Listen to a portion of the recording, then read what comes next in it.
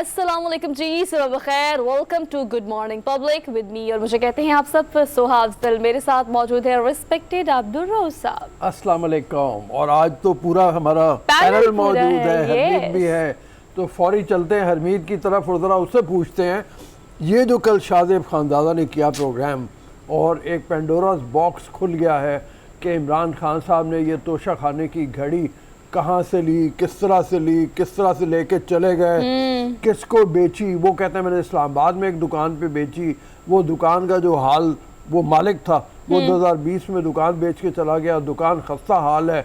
बहुत से सवालात हैं, कहानी है सर, कहानी है, रसीदें कहाँ हैं। और ये सवाल किसने किया? मरियम नवाज ने। कल ट्वीट्स का तबादला भी बेशुमार हुआ। मरियम नवाज कहती है जवाब और ट्विटर पर आकर रसीदें निकालो, हमें बताओ घड़ी कहाँ है, हमें बताओ कि आपने किस तरह से वो पैसे पाकिस्तान लेकर आए, अगर यहाँ बेची है तब भी और अगर बाहर बेची है तब भी। बहरहाल ये सारी बातें हरमीत को भी पता है, तो हरमीत से भी कुछ रिव्यू ले लेते हैं। हरमीत कैसे हैं आप? जी वालेकुम सलाम, सत श्री अकाल, गुड मॉर्निंग। रऊफ साहब आपने और सोहन ने दुरुस्त फरमाया कि देखा माजी में कि यही रसीदों का तकाजा जो है वो इमरान खान साहब और उसकी टीम किया करती थी, नवाज शरीफ साहब। और इसमें कोई शक नहीं है कि दूध का धुला कोई भी नहीं है यहाँ पे। अगर देखा जाए यही अगर हम तोशाखाना की बात करते हैं तो उसके लिए बाकायदा कानून बना हुआ है और उसको आपको भी पता है, सबको पता है कि उसकी बेडिंग होती है और यही तोहफे तहफ़ जो बाहर दुनिया से मिलते हैं वो लोग ख़रीद लेते हैं। लेकिन इससे कबल आपको याद होगा कि नवाज शरीफ साहब जो है वो इसी तोशाखाना में जो है वो इश्तिहारी करार दिए गए थे और आसिफ अली जरदारी साहब पे भी BMW और दीगर जो कारें हैं उसका के मामला जो है वो मुख्तलिफ केसेस भी चल रहे थे। और यूसुफ रज़ा गिलानी जो है उनको भी एक हार तुर्की के सदर की जानिब से जो दिया गया था उसको भी इसी उसका भी मामला जो है वो चल रहा था। लेकिन अब तोशाखाना की अगर बात, ये जो घड़ी की बात आती है तो वाकई में इस पर ये मामला इसलिए क्योंकि ये कानूनी तौर पर इसको ये आपको ये हासिल है कि आप उसको बेचना चाहें, लेकिन इसमें तजाद बहुत ज़्यादा है। एक तरफ जो तहरीक इंसाफ के लोग हैं वो झूठ पे झूठ बोलते जा रहे हैं। फवाद चौधरी साहब ने कल जिस तरह प्रेस कॉन्फ्रेंस की तो वहाँ पे उन्होंने जो कहा कि मैं नहीं जानता इस शख्स को, ना इस ये हत्ता कि उन्होंने फ्राडिया तक जो अल्फाज हैं वो इस्तेमाल किए। लेकिन आपने जो शो का जिक्र किया तो उसी शो में उसी एंकर ने जाके वो व्हाट्सएप के वो मैसेजेस भी दिखा दिए जिसमें वो बाकायदा जो हैं फवाद चौधरी ने उसी परसों रात के मैसेजेस जो हैं वो किए थे। तो ये चीज़ें जो हैं ये तजाद पैदा हो रहे हैं। हम देख रहे हैं कि फरह गोगी का नाम जो है इसमें कोई शक नहीं कि उसके हवाले से बहुत ज़्यादा सोसाइटी के हवाले से, क्योंकि ब्यूरोक्रेसी के साथ उठना बैठना हमारा भी है, वहाँ से कुछ खबरें हमें भी मिल जाती हैं, सुनने को मिल जाती है। कुछ चीज़ें जो है आसपास के जो अपोजिशन के उस वक्त के लोग थे उनके पास भी बड़ी खबरें होती थी।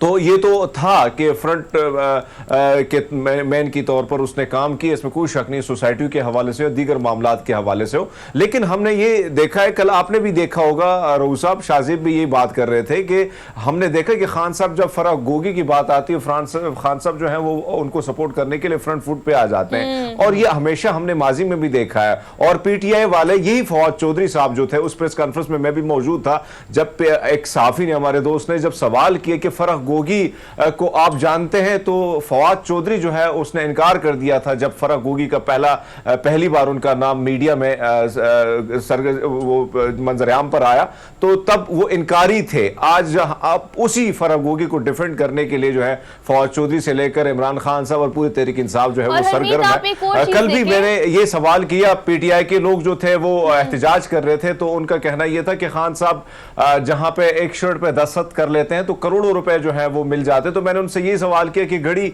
बेचने की क्या जरूरत थी, 2-3-4 शर्ट ही साइन कर लेते। तो ये सूरत हाल है कि कहीं ना कहीं अब नुकसान जो है खान साहब के और उसके इमेज को पहुंचा रही है। हरमीत आप ये देखिए, आपका सवाल जो है ना वो इस हवाले से कि आखिर आपको उस घड़ी को बेचने की जरूरत क्या थी? इसे खाना काबा का ऊपर मॉडल बनाओ, दुनिया में एक ही पीस हो, आप इस्लामाबाद में रखते क्योंकि आपसे लोग एक्सपेक्टेशंस बड़ी हाई है ना इमरान खान से लोगों की, आप उसे इस्लामाबाद किसी एग्जीबिशन में रखते, लोग आते देखते, आपको उसके बेचने की जरूरत क्या थी? सबसे बड़ी बात यह है कि बेचने का आपका हक नहीं है ना। जिस वक्त बारहा ये सवाल उठाया गया है कि जिस वक्त कोई ऐसा तोहफा मिलता है वजीर आजम को तो बुनियादी तौर पे मुल्क को मिलता है, उस शख्स को नहीं मिलता। यानी अब इमरान खान साहब वजीर आजम नहीं है तो कौन देगा उनको इस तरह के कीमती तोहफे? 1 अरब रुपए से जायद के ये तोहफे जिसमें कफलिंग्स भी हैं, जिसमें पेन भी है। तो सब मैं थोड़ा सा करेक्ट करना चाहूंगा कि कानून है इसलिए बना है कि ये आप ले सकते हैं, तोहफा आप बेच भी सकते हैं, इसमें भी कोई हर्ज नहीं है।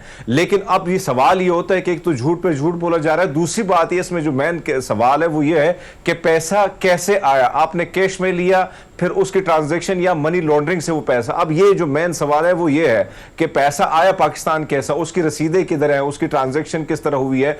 और आप ये देखें कि जिस वक्त ये पैसा ये डील हुई है उसके बाद एमनेस्टी स्कीम आई है 33 करोड़ का, वहीं पर फरागोगी को जो है वो फायदा भी मिला है। ये बहुत सारे सवाल हैं। हाँ, अच्छा, इसमें यह भी सवाल आता है कि फरागोगी के साथ इमरान खान साहब अपने ताल्लुक को वाज़ेह करें, वो बताएं कि वो क्या है, उसका रिश्ता है, किस हवाले से वो गई थी, वो तोहफे लेके गई थी। अभी तक तो वो इनकारी है। उसके मियाँ जो है एहसन जमील गुजर वो कह रहे हैं कि जी हम तो जानते ही नहीं हैं, लेकिन उमर फारूक कहे जा रहा है। और सबसे बड़ा सवाल ये पैदा होता है कि अगर आपने उसको नहीं बेचे तो उसके बाद पहुँचे कैसे हैं। बहुत सारे सवाल हैं इसमें। और आपने जो सवाल उठाया है 33 करोड़ रुपए का, मई की बात है 2020 की, जिस वक्त फरागोगी ने एमनेस्टी स्कीम से फायदा हासिल किया है, मतलब वो टैक्स एमनेस्टी स्कीम। अब तो लगता है कि लॉन्च ही उनके लिए हुई थी amnesty scheme. It seems to be like this. लेकिन हमीद आप एक बात बिल्कुल ठीक कह रहे हैं, वैसे होता है एमनेस्टी स्कीम में आती है सोहा। अगर हमने देखा शायद खाकान अब्बासी के दौर में भी काले धन को सफेद में डालने के लिए किया गया था, ये स्कीम आई थी, तभी लोगों ने अरबों खरबों रुपया जो है वो वाइट किया था।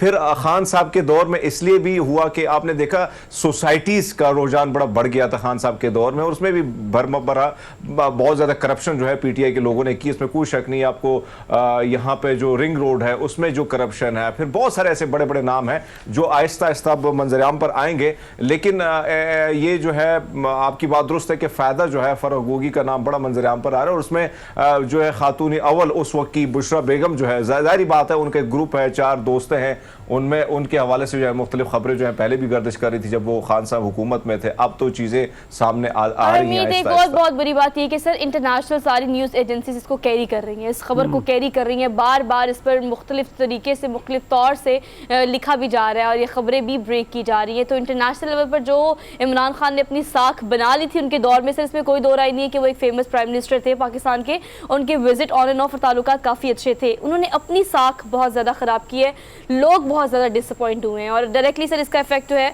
वो उनके लॉन्ग मार्च पर भी पड़ रहा है। कोई क्राउड ही नहीं है। चाहिए एक आदमी जो है वो मुसलसल कहता रहा है कि बाकी सब चोर हैं और मैं वाहिद दूध का धुला हूँ, मैं साफ सुथरा हूँ। उसके किरदार के ऊपर जब सवाल इतने ज़्यादा उठ रहे हैं और ऐसे सवाल उठ रहे हैं जिनका जवाब उनके पास कोई नहीं है। अब इमरान खान साहब ने कल भी वो जो कहा कि जनाब मेरे ऊपर सब सवाल उठ रहे हैं मेरी घड़ी के हवाले से और तोशा खाना से जो जरदारी और नवासिफ कारें ले गए उसके बारे में कोई बात नहीं कर रहा। ये तो वही हिसाब हुआ ना सर कि चले मैंने चोरी की है तो आपने भी किया, अगर मुझे सजा मिलेगी तो आपको भी मिलनी चाहिए।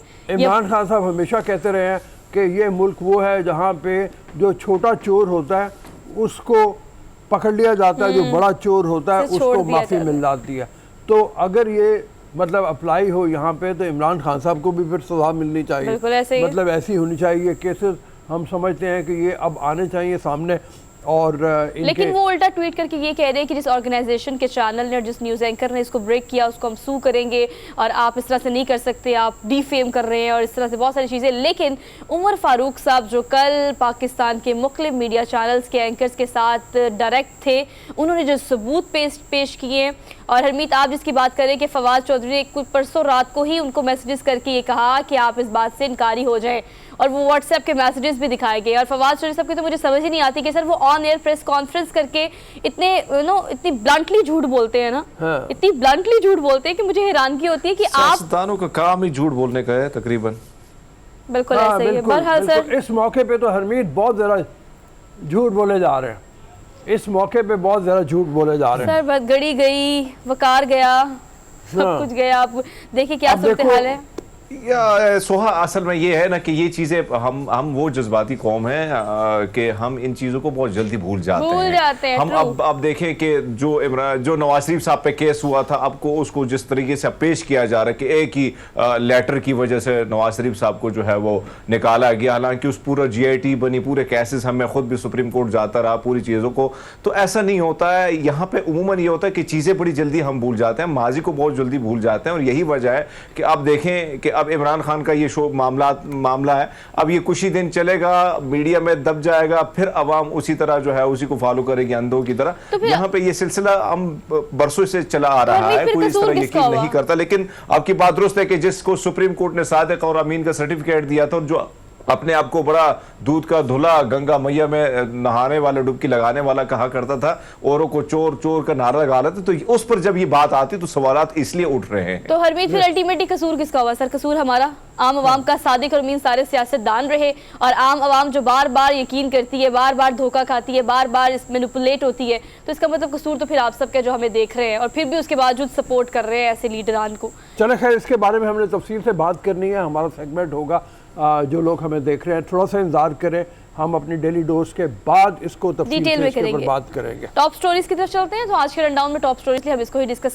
करेंगे कि जो बेसिकली उन्होंने काम किया घड़ी को बेचने का, तोशाखाना के तमाम तहाइफ जो हैं उसको माजी में भी बहुत सारे लीडरान जो है वो बेच चुके हैं। ये कानून है क्या, इसको किस तरह से यूज़ किया गया है, इसको डिटेल में बात करेंगे। लेकिन कल हम इस चीज़ के बारे में बात कर रहे थे कि सर्दी आ चुकी है, चूँकि हम हल्का हल्का इसको सेलिब्रेट भी करते हैं क्योंकि मुश्किल से लाहौर में 2-3 माह की सर्दी होती है, लेकिन हम यहाँ सेलिब्रेट करने की बात कर रहे हैं। सैलाब ज़दगान को हमें नहीं भूलना चाहिए कि कितनी बड़ी तादाद में लोगों ने, मुखय्यर हजरात ने, ऑर्गेनाइजेशन ने निकल कर उनकी मदद की है, लेकिन अब उन्हें पहले से भी ज़्यादा हमारी मदद की ज़रूरत है। सर, सर्दियाँ आ चुकी हैं, वहाँ बहुत बुरे हालात हैं। कुछ पिक्चर्स और वीडियोज़ मुझे कल मौसूल हुई मुख्तलिफ NGOs की जानिब से, तो वहाँ पर इस वक्त उन्हें शदीद ज़रूरत है। छत तो उनके पास नहीं है, लेकिन गर्म मलबूसात की, बिस्तर की, कंबल की बहुत शदीद ज़रूरत है। तो ये इस पर हम मुख्तलिफ चैनल्स पे मैंने भी रिपोर्ट्स देखी हैं, सोशल मीडिया पे भी देखी हैं, लोगों ने जो अपलोड किए हैं, वाकई हालात बहुत ज़्यादा बुरे हैं।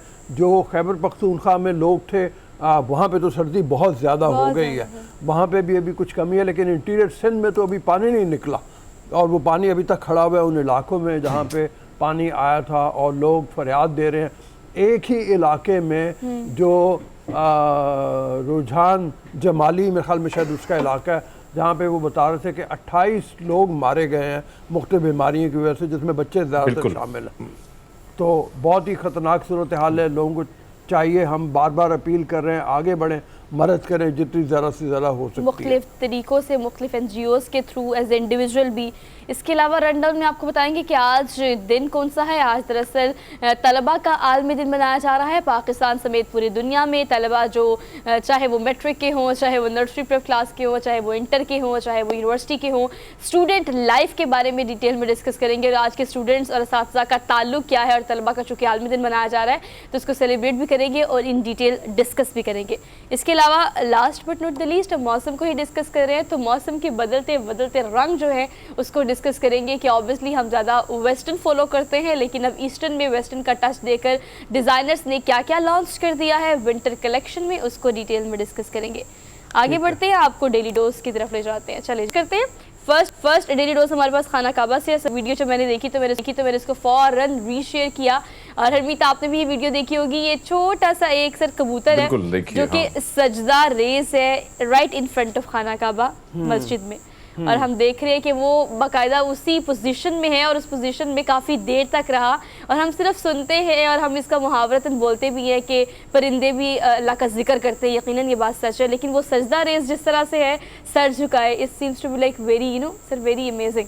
जी, खाना काबा जो मुसलमानों के लिए मुतबरक तरीन जगह है, इस जगह को, खाना काबा को दिन में 10 दफ़ा खुशबुओं से नहलाया जाता है, यहाँ पे साफ़ किया जाता है जगह को। मुझे भी ये सादत नसीब हुई है कि मैं उम्रे के लिए गया था, आज से कुछ साल पहले, और वहाँ जाके देखा था। रमज़ान के महीने में मैं गया था। सर मैं भी रमज़ान में गई थी। रमज़ान ही में गई थी। रमज़ान में गई। समय और होता है बिल्कुल। सर मैं कह रही हूँ अंदाज़ा ही नहीं हम इस बात का। आप जिस चीज़ के बारे में बात करें, खुशबू से मुअत्तर करने के साथ साथ अगर आप हरम की बात करें या खाना कबा की बात करें तो उसका फर्श कितना ठंडा होता है जी, खुशबू समेत, उसका एम्बियंस, उसका एनवायरनमेंट और वहाँ पर जो मौजूदगी का एहसास होता है वो हम इंसानों को सर इतना इतना करीब कर देता है। तो सोचिए ये जो परिंद है, चरिंद परिंद, इन्होंने भी इस चीज़ का इजहार किया सजदा करके। हाँ बिल्कुल। तो मतलब ये है कि लोग हैरत ज़दा हैं, लोग जा रहे हैं, उसकी तस्वीरें खींच रहे हैं और वो अपनी जगह पे सर नीचे किए हुए बैठा हुआ है, सजदा रेस है। क्या ज़बरदस्त बात है। बहरहाल हम अपने तजर्बात भी बयान करेंगे, मौका मिला तो मैं भी अपने और सोहा अपने, जब हम लोग गए थे तो हमने क्या देखा था। मैं तो ये बताता हूँ कि जब हम मक्का में गए हैं तो हमारा जो होटल है वो बिल्कुल करीब ही था खाना काबा के, तो बिल्कुल यानी आप समझ लो को 20 कदम के फासले पे। तो लेकिन वो एक साइड की गली में था जी। तो मुझे याद है कि जिस वक्त मैं पहली दफ़ा वहाँ पे गया हूँ, रात के वक्त हम पहुँचे थे और रात को ही हमने तय किया। रात के मेरे ख्याल में हमें तकरीबन 10:30-11 बज गए थे।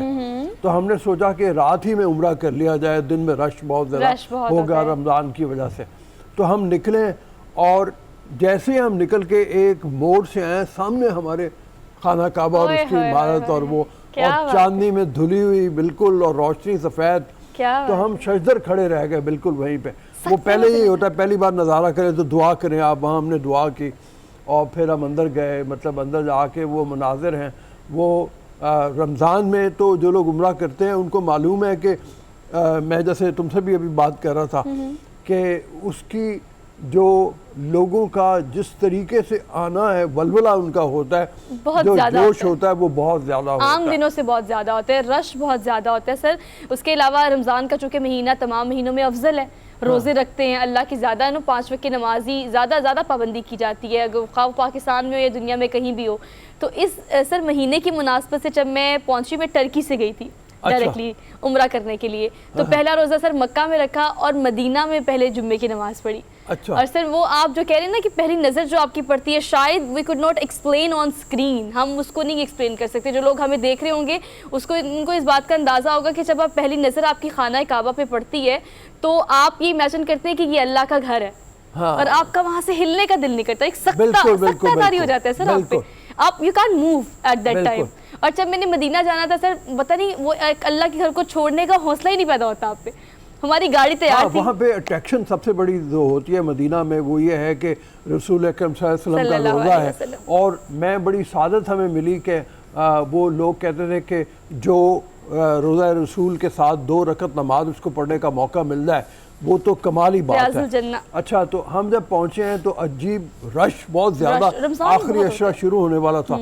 तो हमें किसी ने बताया कि फजर की नमाज से 1 घंटा पहले अमूमन रश कम होता है। वो बड़ा अच्छा किसी ने गाइड किया। बल्कि अच्छे क्या, हमारे साथ मुजीब रहमान शामी साहब मारूफ एनालिस्ट हैं, वो भी थे। तो उन्होंने कहा कि अगर तुम वहाँ पे 2 रकत नमाज पढ़ना चाहते हो तो बेहतर यह है कि सारी रात जागो और फिर फजर से को 1 घंटा पहले हम लोग चलेंगे। तो हम वफ्त में हम लोग 6-7 लोग थे, हम लोग वो पहुँच गए वहाँ पे और वो वाकई मतलब वो सादत हमें नसीब हो गई चूँकि रश नहीं था। तो हमने वहाँ पे 2 रकत नसीब वालों को सर नसीब होती है ये सादत। लेकिन सर एक बात मैं इस टॉपिक को कंक्लूड करते वक्त बता दूं कि ये सर कहा जाता है, बहुत सुना होगा आपने, कि वहाँ वही जाता है और ये बात सच है, हकीकत है, जिससे अल्लाह बुलाता है। आपके पास बहुत पैसे हों, आप बहुत मुखय्यर हजरात में से हो, आपके पास अमीरी हो, गरीबी हो, जो भी हो।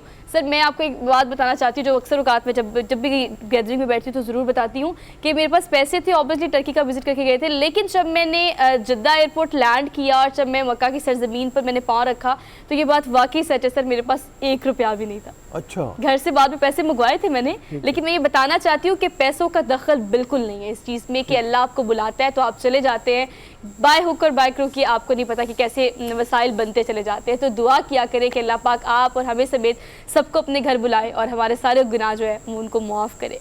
हमारी खबर जो है सर वो अगली खबर पे चलते हैं और अगली खबर है हमारी 18वीं सदी का वो शख्स जिसकी नाक दुनिया की सबसे लंबी तरीन नाक है। 7.5 इंच। नाक बहुत है इसकी सर। नाक बहुत नाक बहुत है इसकी, जैसे कहा जाता है नॉर्मली ना। और वो नाक की सीध में जब चलता होगा तो क्या होता होगा, बंदे इधर उधर हो जाते होंगे कि पहले मेरी नाक आएगी, पहले मेरी नाक आएगी फिर मैं आऊंगा। ये शख्स जो है 1770 में, ये सर 18वीं सदी में सर।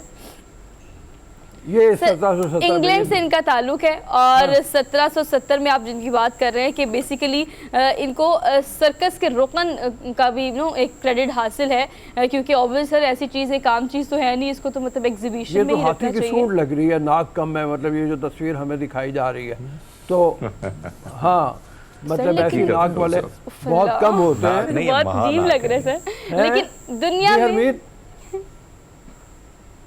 मैंने कहा नाक नहीं है, ये महानाक है। हाँ, महानाक है, वो जो अच्छा सर नाकों की सरदार है। उसके बाद सर दुनिया में किसी की नाक इतनी लंबी नहीं है, he is the only one. ये क्रेडिट सिर्फ इन्हीं को जाता है, ना इनसे पहले किसी को जाता है ना इनसे बाद में किसी को जाता है। ऑब्वियसली जैसे हरमीत हम हमेशा बात करते हैं रिकॉर्ड तोड़ने की, ये एक ने रिकॉर्ड बनाया, एक ने तोड़ दिया, एक ने बनाया, एक ने तोड़ दिया, लेकिन ये तो रिकॉर्ड भी ऐसे है कि ना आज तक किसी ने ब्रेक किया है और ना आज तक किसी ने बनाया है। सर इतनी लंबी नाक, बहरहाल वो उस जमाने में Guinness book of world record नहीं होता था, अदरवाइज ये साहब जो है अपना नाम लिखवा लेते। हमारे पास इनका नाम मौजूद है, इनका नाम टॉमस वेडर्स था, टॉमस वेडर्स। ये जो हैं ये साहब थे जिनकी नाक सबसे बड़ी लंबी थी और कमाल इन्होंने नाक के जरिए अपना किया। बहरहाल अगली खबर की तरफ चलते अनोखी है सर, हैं। उस वक्त लेडी गागा के गाने पर चूहों का रक्स। वाह चूहों का रक्स, चूहे। सर आपको चूहों से डर लगता है? नहीं, मुझे तो बिल्कुल मेरे नहीं घर लगता। में पूरा खानदान चूहों से इतना डरता है sir, I don't know why. अच्छा। लेकिन मुझे तो ये ना it seems to be like cute, I don't know आप लोग को लगता है कि नहीं लगता, लेकिन मुझे देखने में अच्छा लगता है। और ऊपर से इनको रक्स करते हुए देखा तो चल चूहों पे तो प्यार ही आ रहा था मुझे। मैं बहुत देर पहले की बात है, एक दफ़ा नारोवाल में जहाँ पे दरबार साहब मतलब वहाँ पे मौजूद है, करतारपुर के करीब ही नारोवाल है। जी, बिल्कुल नारोवाल है। में I was मैं been कुछ there. अर्से के लिए एक कॉलेज में मुझे पढ़ाने का मौका मिला। अच्छा जी। तो हमारे एक अजीज से उनका घर था, उन्होंने कहा घर खाली पड़ा हुआ है, वहाँ पे तुम चले जाओ। आप चले गए? तो जब मैं चला गया तो वह उन्होंने गंदम रखी हुई थी। अच्छा। और जैसे ही मैंने दरवाज़ा खोला तो मेरे ख्याल में कम अज कम नहीं को 50 चूहे होंगे। ना करें। हाँ, आप सोचिए कि वो चलते फिरते कैसे लग रहे होंगे आपको, मैं तो इमेजिन कर रही लेकिन हूँ कि आप साहब दरवाजा इस खोलें। पाकिस्तान में अगर हम देखें मुख्तलिफ शहरों में, मैं खुद भी गया हूँ, लेकिन कराची में जिस किस्म के चूहे पाए जाते हैं वो बिल्ली के बराबर होते हैं। ओह, अच्छा। ओह, ओह। और वो पता नहीं आपको हर जगह में कहीं ना कहीं से निकल आके आपने जो दर्शन है ना वो दीदार आपको कराएंगे अपना। तो वहाँ पे मैंने इस किस्म के चूहे ज़िंदगी में पहली बार देखे जब मैं गांव से गया कराची, और मैं देखा भैया इस किस्म के चूहे तो पहली बार, हमने तो छोटे छोटे देखे लेकिन ये बिल्ली जितना उसका वो होगा उसकी जिसामत होगी, ये पहली बार जब मैं देखा मैं खुद हैरान हुआ। लेकिन आपकी बात दुरुस्त है कि अब बाहर लोग जो हैं बाकायदा इसको पालते हैं और उसको बड़ा ख्याल रखते हैं और बड़े उसके वो केयर की जाती है। लेकिन यहाँ पे थोड़ा सा ये है कि आपकी बात दुरुस्त है सुहा कि बहुत सारे लोग देख के भी उनको खौफ आ जाता है, और white कई mouse लोग जो अच्छा है लगता हमारे है, यहाँ तो हरमीत। पहले उसके लिए तैयारी की जाती है।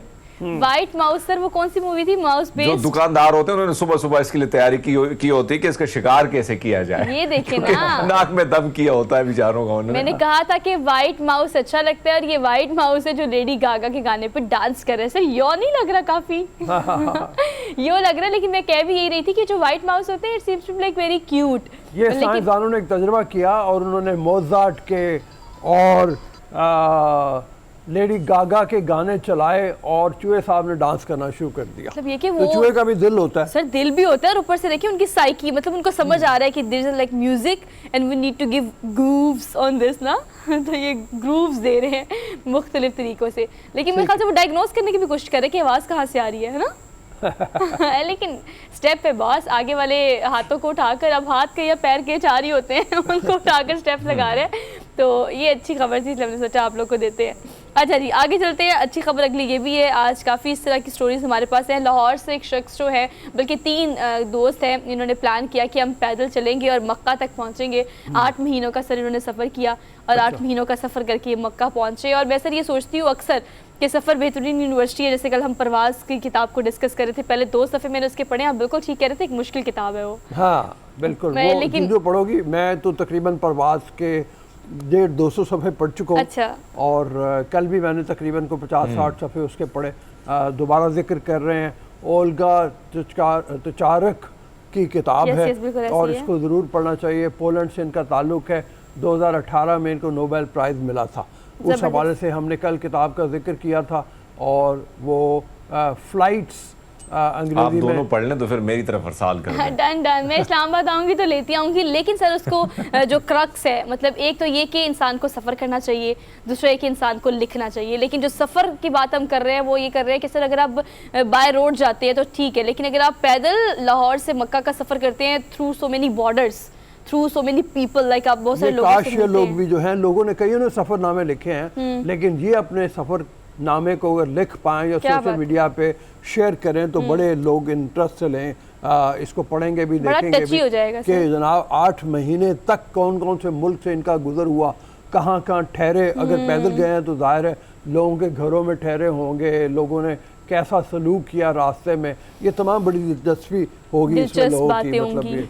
मतलब आप रुदात सुन लें या लिख लें सर, इसीलिए उसमें बुक में भी कल कहा गया है या आप भी इस चीज़ से इत्तेफाक करते हैं कि लिखना चाहिए। हाँ। आपको चाहे आता है लिखना या नहीं आता, या आपने बिल्कुल एक मुसन्निफ़ा की तरह या मुसन्निफ़ की तरह या शायर की तरह नहीं लिखना, बस जो आपको समझ आता है आप लिखें, but try to write something you feel good. एक खबर मेरे पास भी है और वो ये है कि पाकिस्तानी गुलकारा अरूज आफ्ताब मुसलसल दूसरी दफ़ा ग्रैमी अवार्ड के लिए नामजद हो गई है। हमने कुछ अर्सा पहले भी जब इनको ग्रैमी अवार्ड मिला था तो अरूज को हमने मुबारकबाद दी थी, उसका गाना भी चलाया था। अब ये हुआ है कि दूसरी दफ़ा ये नॉमिनेट हुई हैं और दूसरे साल, तो बहुत मुबारक हो इनको। और हम कोशिश करेंगे कि इस साल जिस गाने के लिए ये नामजद हुई हैं वो भी कुछ अर्से बाद इनको दिखाएं जब वो आ जाएगा। तो अभी के लिए मुबारकबाद दी और मैं ख्याल में अब चलते हैं पाकिस्तान के लिए क्रेडिट की बात भी है यकीनन, और हम हमेशा कोशिश करते हैं कि आपको वो चीज़ें दिखाएं जो पाकिस्तान का इमेज पाकिस्तान समेत पूरी दुनिया में बड़े अच्छे से पोर्ट्रे कर रहे हैं। So sir obviously international level पर अपनी आपको रिकग्नाइज कराना और वहाँ पर खड़े होना, ऑब्वियसली बहुत सारे दूसरे ममालिक के टैलेंटेड मौसीकार गुलकार वहाँ मौजूद होते हैं सारी दुनिया से, तो वहाँ पर अपना नाम बनाना या नॉमिनेट होना, that is really really really good. तो अब हम चलते हैं एक ब्रेक लेके वापस आते हैं। Keep watching, good morning public.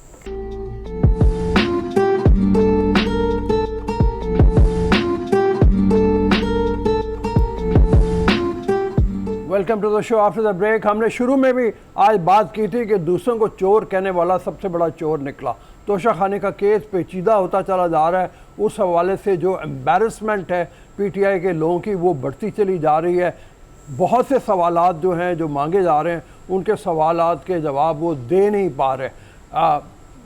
ये घड़ी किस तरह से इमरान खान साहब ने बेची, किसको बेची, वो कहते हैं इस्लामाबाद में बेची, उमर फारूक कह रहे हैं कि फराह गोगी दुबई लेके आए, कितने की बेची, रसीदें किधर हैं, इमरान खान साहब को क्या हक था इस घड़ी को इस तरह बेचने का। 1 अरब से ज़्यादा की मालियत की घड़ी जो है वो 20 लाख डॉलर में बेच दी, ये क्यों इन्होंने किया। और इस हवाले से मज़ीद बातें भी है। एक और चीज़ जो हमने बात करनी है वो ये है कि इमरान खान साहब ने ये कहा है तौहीन अदालत केस के जवाब में कि जो भी हुआ वो नादानिस्ता तौर पे हुआ, मुझे नहीं मालूम था, वहाँ पे जैमर लगे हुए थे, फ़ोन कॉल नहीं आई मेरे पास और मुझे पता नहीं चला, जिसकी बुनियाद के ऊपर लोग निकले और उन्होंने माफ़ी मांगी है। लेकिन पहले ज़ैगम खान साहब हमारे साथ मौजूद हैं, उनसे चल के बात करते हैं तोशा खाना के हवाले से। अस्सलाम वालेकुम ज़ैगम। वालेकुम सलाम रऊफ़, आप कैसे हैं? मैं बिल्कुल ठीक ठाक, उम्मीद है आप भी खैरियत से हैं, बड़े खूबसूरत लग रहे हैं। थैंक यू जी। हाँ, तो ये फरमाइए कि ये तोशा खाने का केस तो पेचीदा होता चला जा रहा है और एम्बेरसमेंट है पीटीआई के लिए, कोई जवाब बन पाएगा आपके ख्याल में उनके पास? देखिए रऊफ़ साहब, ये सिर्फ पीटीआई के लिए एम्बेरसमेंट नहीं है, ये एक नेशनल एम्बेरसमेंट बन गई है। ये पूरे मुल्क के लिए एक शर्मिंदगी की बात है। मसला तो नया नहीं है, मसला तो पुराना है, लेकिन पीटीआई ने और इमरान खान साहब ने जिस लेवल पर उसको पहुंचा दिया है, that's an utter shame for the whole nation. देखिए, मैं थोड़ा सा आपको कंटेक्चुअलाइज करूं। अगर आप बरतानिया के वजीर आज़म हों तो आप किसी गैर मुल्की मेहमान से, या अगर आप बाहर गए हुए तो किसी गैर मुल्की मेज़बान से सिर्फ 140 पाउंड का तोहफा लेकर रख सकते हैं। ठीक है। और ये बनता है कुछ 37,000 पाकिस्तानी रुपए इस वक्त के। ठीक है। इससे ज्यादा का अगर तोहफा है तो उसकी यानी 37,000 से ऊपर की पूरी रकम देनी होगी, और हिसाब जो है वो बरतानवी अफसरों ने लगाना है, पाकिस्तानी अफसरों ने नहीं लगाना है। अगर आप दुनिया के ताकतवर तरीन शख्स हैं, यानी अगर आप अमेरिका हैं और अमेरिका के सदर हैं, तो कानून के मुताबिक आप सिर्फ $415 का गिफ्ट आप रख सकते हैं बगैर कुछ पे किए हुए, और ये बनता है 92,000 पाकिस्तानी रुपए। इससे ज्यादा के गिफ्ट की 100% आपको कीमत अदा करनी होगी। और इस वक्त भी जो साबिक अमेरिकी सदर ट्रंप हैं, उनकी भी एक इंक्वायरी चल रही है कि कहीं उन्होंने भी कोई इसमें कोई गलत तो नहीं किया, ठीक तरीके से डिक्लेयर किए हैं गिफ्ट या नहीं किए, और ये शायद पहली दफा अमेरिकन हिस्ट्री में हुआ है। उसके मुकाबले में आप पाकिस्तान को देखिए कि गरीब मुल्क जहां एक एक रुपया मैटर करता है, जहां 1 करोड़ सैकड़ों बच्चों को पूरे साल पढ़ाने के लिए काफी हो सकता है, वहां हमारे हुक्मरान बाहर से आने वाले तोहफे पहले तो उसकी कीमत ही कम लगवाते हैं और फिर उसका भी इंतहाई छोटा सा हिस्सा देकर रख लेते हैं। ये तो चल रहा था। लेकिन इमरान खान साहब ने क्या किया, उन्होंने एक फॉरेन पॉलिसी डिजास्टर किया। यानी एक ऐसे गिफ्ट को जो पाकिस्तान के लिए एक अहम तरीन मुल्क के एक अहम तरीन फर्द ने दिया था, उसको ओपन मार्केट में जाके फरोख्त कर दिया। आपको मुझे मालूम है कि जब हमारा कोई भी गिफ्ट इस तरह जाके बाजार में बेच दे तो वो कितनी शर्मिंदगी हमें भी होगी और गुस्सा भी आएगा, और उस फर्द के लिए भी कितनी शर्मिंदगी की बायस होगा कि अगर उसे पता चले कि आपको पता चल गया है। बिल्कुल ठीक बात है। पाकिस्तान में ये दोनों बातें हुई हैं, बल्कि इससे भी कुछ ज्यादा हुआ है। एक तो ये वाजे हो गया कि जो पूरा प्रोसीजर था उसकी वायलेशन की गई। दूसरी बात यह है कि तोहफे को नीलाम किया गया, बेचा गया, वो एक फॉरेन पॉलिसी के लिहाज से डिजास्टर था। तीसरी बात ये सामने आ रही है कि शायद उसको टैक्सेस में भी ठीक तरीके से डिक्लेयर नहीं किया गया, और इलेक्शन कमीशन का जो गोशवारा होता है, यानी statement of assets and liabilities, जिसकी बुनियाद पे नवाज शरीफ साहब को नाअहल किया गया था कि नवाज शरीफ साहब ने एक इनकम, उसमें जो इनकम उनकी आई नहीं थी उसको डिक्लेयर नहीं किया गया था, उसमें भी इसको ठीक तरीके से जाहिर नहीं किया गया। तो it's a very complex case. कि देखिए, आपने बहुत सारे ऐसे सवाल उठाए हैं, इसमें एक सवाल सबसे अहम है, क्वेश्चन मार्क है कि वो पैसे अगर ये घड़ी पाकिस्तान में बेची, इस्लामाबाद में जिस दुकान की वो बात कर रहे हैं, या फरागोगी के थ्रू बेची, पैसों के मामला पीटीआई के जब भी आते हैं एक ही नाम आता है, वो है फरागोगी। द क्वेश्चन मार्क है कि किस तरह से ये पैसे लेकर आए हैं पाकिस्तान, जिस नॉर्मली कहा जाता है, चैमगोइयाँ ये भी की जा रही है कि जिस प्लेन में वो ट्रेवल करती थी वहाँ से पैसे मनी लॉन्ड्रिंग के थ्रू पाकिस्तान लाए गए हैं। अगर वो दुबई से ये सारे निगोसिएशन और सारी डील करके आई थी, तो ये पैसे किस तरह से लाए गए हैं? मनी लॉन्ड्रिंग थी या कुछ और था? ये भी एक बहुत बड़ा सवाल या निशान है।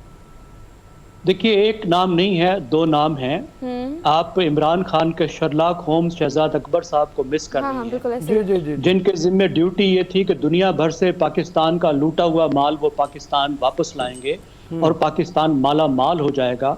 और हुआ ये कि 4 साल जो है वो उल्टा जुर्माने देते हुए गुजरी, और अब ये पता चल रहा है कि शायद वो एक दूसरा काम जो कर रहे थे वो ये थे कि पाकिस्तानी रियासत को मिलने वाले तहफ़ वो जाके बाहर फ़रोख्त कर रहे थे, और एक ऐसे वक्त में फ़रोख्त कर रहे थे जिस वक्त उनके पैसे भी जमा नहीं कराए गए थे। क्योंकि ये भी एक चीज़ सामने आ रही है मुबैना तौर पर कि गिफ्ट को फ़रोख्त पहले किया गया, पैसे बाद में जमा कराए गए। इसका मतलब है जिस वक्त उनको फ़रोख्त किया जा रहा था उस वक्त वो रियासत पाकिस्तान की मलकियत थे, उस वक्त तो इमरान खान की मलकियत नहीं हुए थे। अब ये जो कैरेक्टर्स हैं, फरागोगी हैं या शहजाद अकबर साहब हैं, इनका क्या ताल्लुक इस बात से बनता है कि एक ऐसी चीज़ को जो रियासत पाकिस्तान की मलकियत है उसको उठाकर ये बेचते फिर रहे हों? ये बिल्कुल इसी तरीके से है। लेकिन जो सबसे अहम बात है, ये मसला जहाँ से पैदा हुआ है वो यहाँ से पैदा हुआ है कि इमरान खान ने इस बारे में शफाफियत की नफी की है। बिल्कुल। देखिए, जो करप्शन का उलट होता है ना, वो होती है शफाफियत। जब आप शफाफियत लाते हैं तो करप्शन खत्म होती है, जब शफाफियत नहीं लाते तो करप्शन होती है। हमारे एक सहाफ़ी बाकायदा एक इंफॉर्मेशन रिक्वेस्ट लेकर गए इंफॉर्मेशन कमीशन ऑफ पाकिस्तान में कि ये बताया जाए कि कितने गिफ्ट्स सरबराहों को मिले हैं, इमरान खान को मिले हैं, वगैरह वगैरह। तो वो इंफॉर्मेशन देने से इनकार कर दिया गया, अगरचे इंफॉर्मेशन कमीशन ने ये रूलिंग दी कि ये इंफॉर्मेशन दी जाए, तो ये कहा जाए कि ये जी सीक्रेट है। उसके बाद इस्लामाबाद हाई कोर्ट ने बार बार कहा कि आप ये क्यों नहीं बताते, तो उस वक्त भी कहा गया कि ये नेशनल सिक्योरिटी का मामला है। यानी एक ऐसी चीज जो किसी तौर पे नेशनल सिक्योरिटी का मामला नहीं है। अभी आप गूगल करके देखिए कि अमेरिकन प्रेसिडेंट को दुनिया ने क्या गिफ्ट दिए, तो एक आम गुफ्तगू का, आम दिलचस्पी का मामला होता है कि अगर कोई जाता है किसी बाहर के मुल्क में, अगर कोई पाकिस्तानी नेपाल गया है तो जी एक दिलचस्पी की बात होगी कि देखें नेपालियों ने बुद्धा का ये स्टैचू दिया पाकिस्तान के सदर को या वजीर आजम को, या कोई बरतानिया गया तो बरतानिया वाले ने ये पौधा दिया, ये गिफ्ट दिया, और अगर कोई अरब मुल्क में गया तो उसने घड़ी दी या अंगूठी दी। आपकी मेरी एक आम दिलचस्पी की खबर होती है और ये शेयर की जाए तो इसमें कोई बुराई नहीं है, कोई इसमें स्टेट सीक्रेट नहीं है। लेकिन क्योंकि इसमें एक इंतहाई शर्मिंदगी का मामला था, इमरान खान साहब उसको छुपाते रहे और उसे छुपाने के नतीजे में आज ये मामला उल्टा उनके गले पड़ गया। जी जी हरमीत। ज़ेकम साहब, इस सारी सूरत हाल में अब अगर हम देखें, ये मामला तो सामने आ गया है और अब हमने हमेशा देखा है कि पीटीआई वाले जो है जब भी किसी करप्शन में किसी का नाम आता है तो पहले तो उससे लाताल्लुकी का इजहार किया जाता है और बाद में उनकी तस्वीर, उनकी वीडियो जो है वो सामने आ जाती है। फरख गोगी का मामला आपको याद है, जब वो नया नया टेलीविजन पर उसका नाम लिया जा रहा था करप्शन के केसेस के हवाले से और बुशरा बीबी के हवाले से कि उनकी दोस्ती के हवाले से, तो तब पीटीआई के ज्यादातर जो लोग थे, खासकर उसमें फ्रंट पे थे फवाद चौधरी साहब, वो भी इनकारी नजर आते थे। अब हम देख रहे हैं कि वो डिफेंड कर रहे हैं फरख गोगी को। इसी तरह आपने देखा कि उमर फारूक जो है उसको भी वो कहा करते थे कि हम तो इसको जानते नहीं, तो फ्रॉडी है, इस किस्म के इल्जामात भी लगाए। लेकिन कल आपने देखा होगा एक निजी चैनल पर जिसपे बाकायदा इनके मैसेजेस दिखाए गए और फवाद चौधरी उससे रिक्वेस्ट कर रहे हैं कि इस मामले से हट जाए। तो आपको नहीं लगता ये जो झूठ बोला जाता है, एक तो मामला किया, चोरी का मामला किया, जो भी किया, लेकिन बाद में जब ये झूठ बोला जा रहा है, ये कितना नुकसान पहुंचा रहा है इमरान खान साहब की पार्टी को, उसकी उस बयानी को, जो नारा लगाते थे कि वो सच हैं और बाकी जितने भी वो चोर चगार हैं। हरमीत साहब, वो क्या कहा है किसी शायर ने, मेरे ख्याल परवीन शाकिर ने कहा है कि मैं सच कहूंगी मगर फिर भी हार जाऊंगी, वो झूठ बोलेगा और लाजवाब कर दे, लाजवाब कर दे।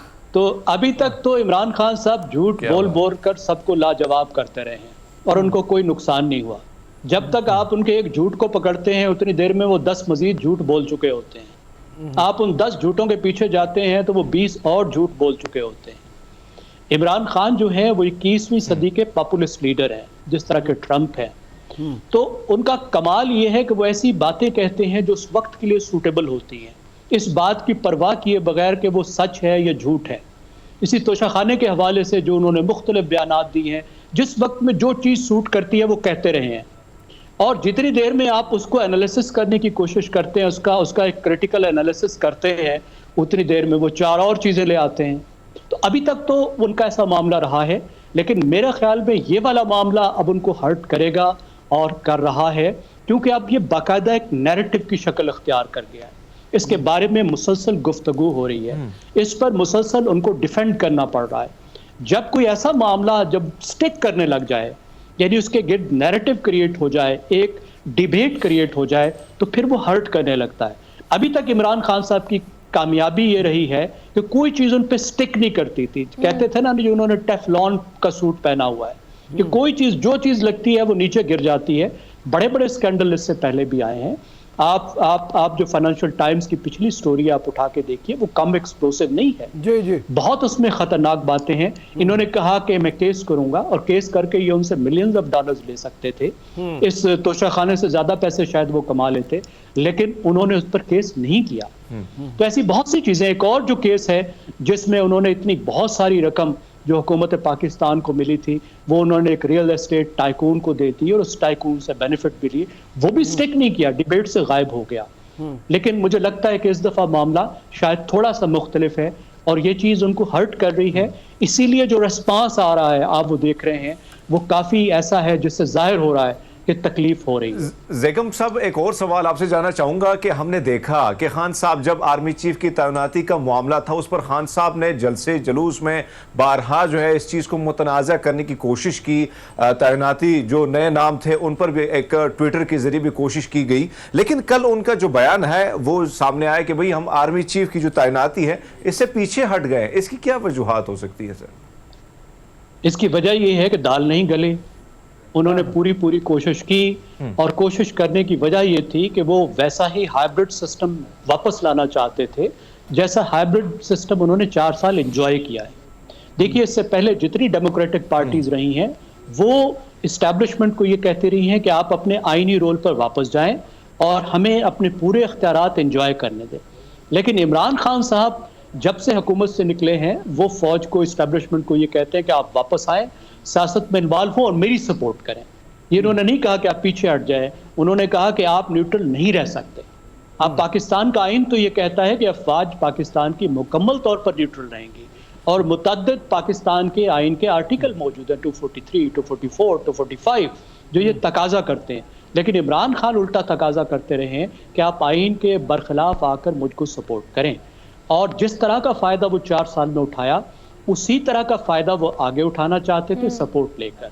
लेकिन इस्टेब्लिशमेंट मुतासर नहीं हुई, उनके प्रेशर में नहीं आई, दबाव में नहीं आई, उनकी बात नहीं मानी, और हुकूमत भी इस बात पर तैयार नहीं हुई कि जो आइनी तरीका है chief of the army staff की अपॉइंटमेंट का, उससे हटकर किसी से मुशावरत की जाए।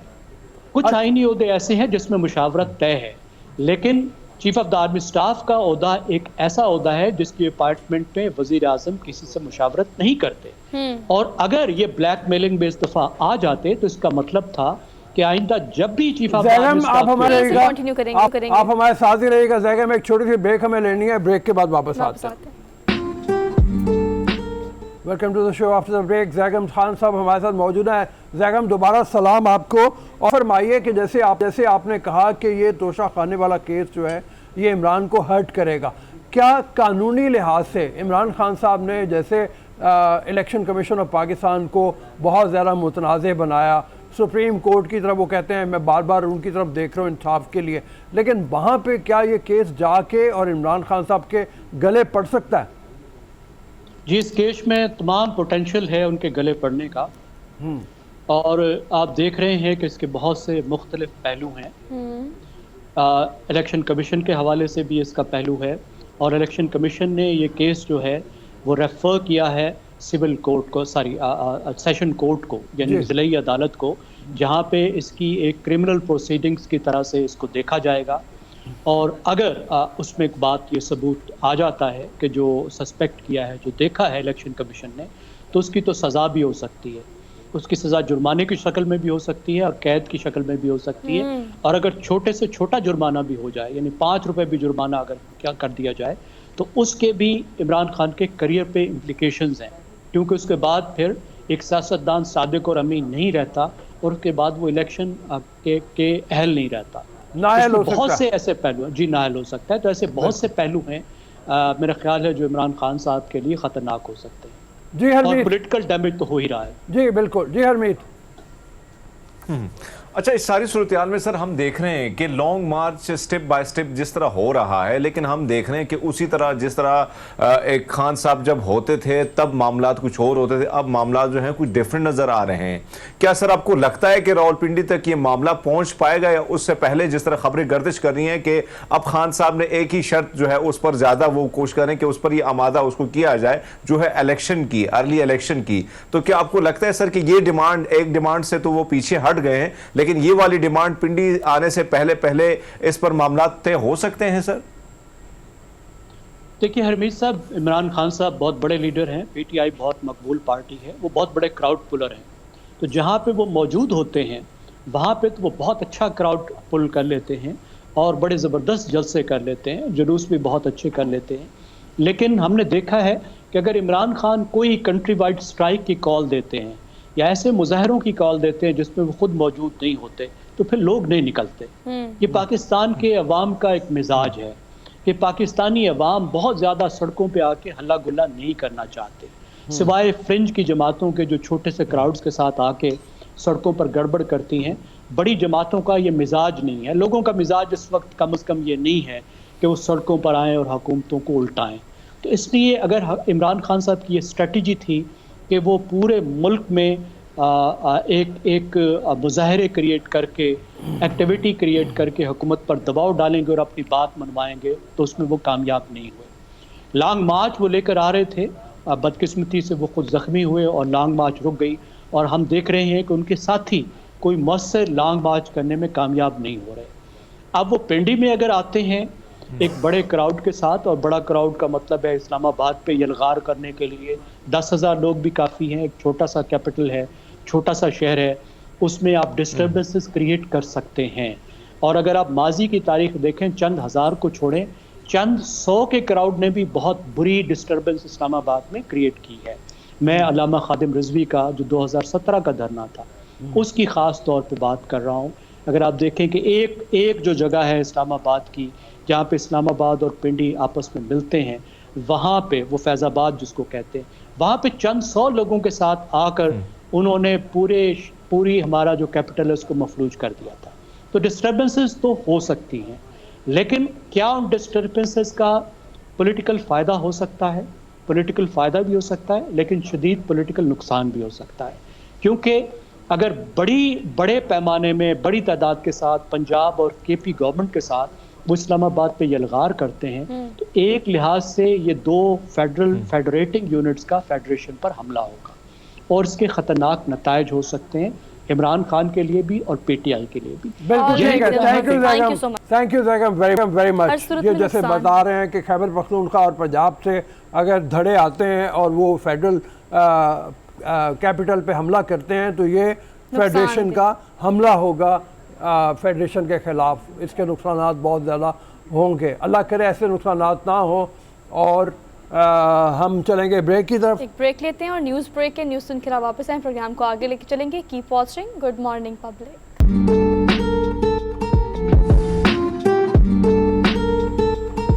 Welcome to the show. After the break Malik Kaleem sahab social activist हैं, हमारे साथ मौजूद हैं। उनसे बात करेंगे हम मौसम सरमा आ गया और जो सैलाब के हवाले से तबाहकारियाँ हैं, उसके बाद जो लोग मुतासर हुए हैं अभी तक उनको रिलीफ नहीं मिल पाया। उनकी क्या क्या ज़रूरियात हैं, वो किन मुश्किलात का शिकार हैं, इस हवाले से बात करते हैं मलिक कलीम साहब से। और इस हवाले से भी जानने की कोशिश करते हैं कि उनको मदद पहुंचाने के लिए अब क्या तरीक़ेकार अपनाया जाए। अस्सलाम वालेकुम मलिक साहब। वालेकुम अस्सलाम। क्या हाल है आपके? खैरियत से? जी अल्लाह का शुक्र है। आप फरमाइए कि आप अगर सर्वे किया हो तो इस वक्त सबसे ज़्यादा मुश्किल किस इलाके के लोगों को है? देखिए जी, सैलाब के हवाले से क्योंकि राजनपुर और हासनपुर वगैरह साइड थी और प्लस ये तो पंजाब में थी, जो बलूचिस्तान के अंदर है उस्ता मोहम्मद आपका डेरा अल्लाह जमाली चौकी, जाफराबाद, नसीराबाद, ये सारे इलाके क्योंकि मैं विजिट किए हैं पर्सनली और मैंने देखा कि इन इलाकों में जो प्रॉब्लम उस वक्त थी, उस वक्त मौसम गर्म था, लेकिन अब मौसम सर्द हो चुका है और लोगों के लिए टेंट और कंबल, इन दो चीज़ों की बहुत अशद ज़रूरत है। अच्छा, ये कल मैं एक जगह पढ़ा था कि इंटीरियर सिंध के बाद इलाके ऐसे हैं जहाँ पे बीमारियाँ बहुत ज़्यादा फैली हुई हैं और एक ही इलाके के बारे में आ रहा था कि वहाँ पे 28 डेथ्स हो गई एक माह के अंदर जो रिपोर्ट नहीं होती। आपके ख्याल में जो एक्चुअल मामलात हैं वो मीडिया के ऊपर रिपोर्ट नहीं हो पा रहे? ये तो 100% बात है कि खास तौर पे अंदरूनी सिंध आप देखें, उसमें तो जो हालात हैं वो तो सबके सामने है। मेरा नहीं ख्याल कि गवर्नमेंट उस लेवल तक जाके काम कर पाई है जिसके लिए इनको दिन रात एक करके उन लोगों को जरूर सपोर्ट करना चाहिए था, उनको हेल्प आउट करना चाहिए था, जो लोग कई सालों से, दहाइयों से इनको वोट भी दे रहे हैं। और यहाँ पे गवर्नमेंट भी पीपल्स पार्टी की और आज जो गुजरा और मुशर्रफ वो जाके जनाब लोगों को मेरा नहीं ख्याल कि उस तरह अकोमोडेट कर रहे हैं। और ये जो आप बीमारियों की बात कर रहे हैं, ये तो डेफिनेटली ये तो होनी थी। जब पानी खड़ा है आपका, सैलाबी पानी है और उससे मच्छर और दूसरी बेशुमार बीमारियां पैदा हो रही हैं, जिसमें टॉप ऑफ द लिस्ट जो आपका ये डायरिया और मलेरिया था। अब उससे आप स्किन की आपने देखा होगा इतनी वो प्रॉब्लम्स आ रही थी बच्चों को खास तौर पे, तो उसके लिए नहीं पास वो इक़दाम। अच्छा मलिक साहब, आपको याद होगा कि 2008 में जब जलजला आया था तब मीडिया की भरपूर कवरेज थी, साथ साथ में हमने देखा कि गवर्नमेंट जो थी वो भी काफ़ी एक्टिव थी और काम भी बड़े जो ज़मीनी हक़ाइक़ थे उसमें ये था कि हमें लग रहा था कि काम बड़ा हो रहा था और वाकई काम हो रहा था। लेकिन इस वक्त अगर हम देखें सैलाब की तबाहकारियाँ बहुत ज़्यादा हुई हैं, ऐसा नहीं है कि नहीं हुई हैं और हर जगह जो है कोई ना कोई शहर डूबा हुआ है, पूरा का पूरा डूबा है। अभी हमने कल जो वीडियो देखी उसमें जिसमें तकरीबन शहर आज भी पानी में ही डूबे हुए हैं। ऐसे में गवर्नमेंट जो है, बातें तो बड़ी की जा रही हैं, आपने क्या देखा कि गवर्नमेंट जिस तरह कहती है कि हमने इफला जगह में ये काम किया है, लेकिन हकायक तो आवाम जो बता रही है वो कुछ और है। तो हलाकतें एक तो तेजी से हो रही हैं, आपको क्या खदशा है कि अगर ये अभी तक इनको उसी तरह काम ना हुआ जो होना चाहिए तो हलाकतों की तादाद बढ़ सकती है?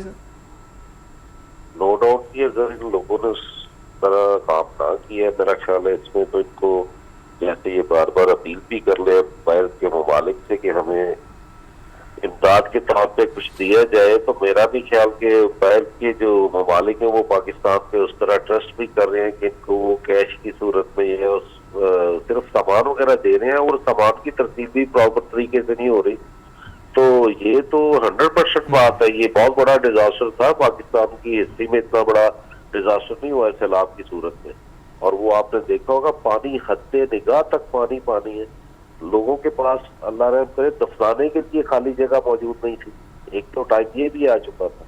तो अब ये लोग कैसे आप समझ सकते हैं कि लोगों के लिए ये प्रॉब्लम क्रिएट नहीं होगी? बीमारियां तो आपके जो सर्दी आगे से बढ़नी है, सबसे बड़ा प्रॉब्लम तो ये है कि आप जब अपने जिस्म को कवर नहीं कर सकेंगे तो मुझे ये बताएं, सर्दी की तो बर्दाश्त ही नहीं कर सकता, एक खास तौर पे बच्चा तो बिल्कुल भी नहीं कर सकेगा, खुराक उनके पास नहीं है खाने के लिए, तो किस तरह ये सरवाइव करेंगे? बहुत मुश्किल है। गवर्नमेंट को हंगामी बुनियादों पे मैं समझता हूँ तमाम मामला को छोड़ के इस पे नजर देनी चाहिए अगर ये अपनी आबादी को, लोगों को बचाना चाहते हैं। अदरवाइज आपको नजर आएगा जो मीडिया नहीं दिखा रहा, आपको सोशल मीडिया भी ज्यादा नजर आ रही है, लेकिन आपका जो मीडिया है उसका फोकस ही कहीं और है, वो तो दिखा ही नहीं रहा कि मुल्क के अंदर जो हालात है इस वक्त। मलिक कलीम साहब, ये कहिएगा कि जब सैलाबज़दा इलाकों की तरफ लोगों ने रुख किया, वो NGOs हो, ऑर्गेनाइजेशंस हो, फाउंडेशंस हो या हुकूमती इदारे हों, तो एकदम से आपने देखा था कि लोग सपोर्ट में, ख़ासतौर पर मुखय्यर हज़रात सपोर्ट में बहुत बड़ी तादाद में बाहर आए थे, राशन बहुत पहुँचाया गया था वहाँ पर।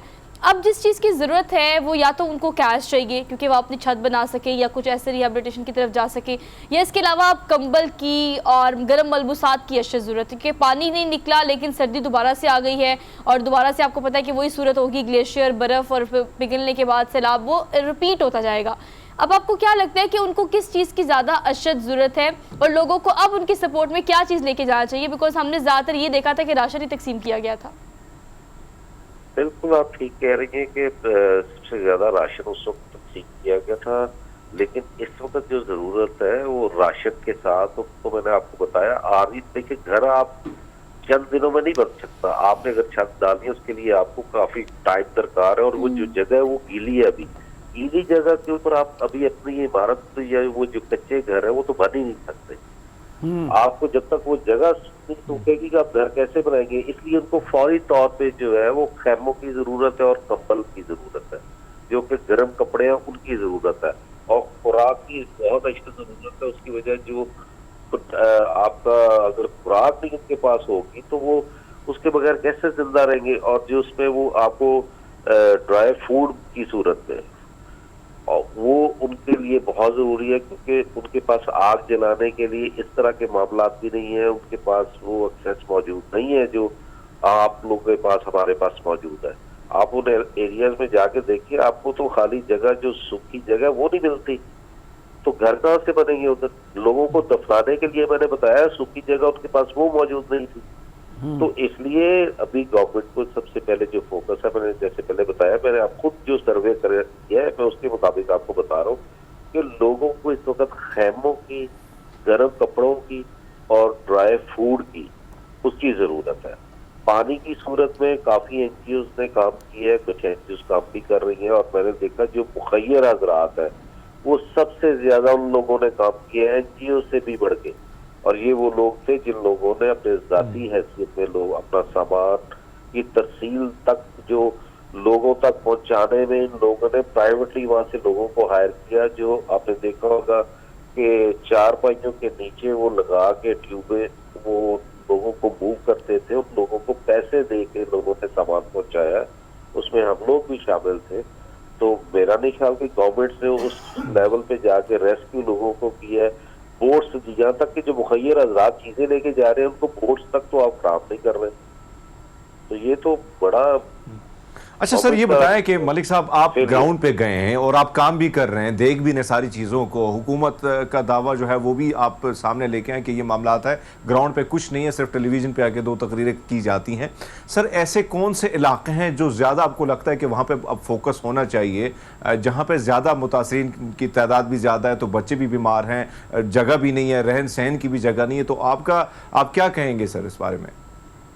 देखिए, सबसे पहले जो पंजाब के हिस्से हैं उसमें तौसा, राजनपुर, रुझान, ये हासिलपुर वगैरह ये इलाके, अच्छा, लेकिन इन पे फोकस कर लिया गया है। इस पे गवर्नमेंट ने काफी काम भी किया है, जिसकी वजह से लोगों को रेस्क्यू कर लिया गया और लोग अब प्रॉपर तरीके से, मेरा नहीं ख्याल कि वहाँ पे कोई ऐसा बंदा नजर आ रहा है जो सैलाब से मुतासिर में से हो, लेकिन उसके पास रहने के लिए खैमा ना हो, गर्म कपड़े ना हो, खाना ना हो।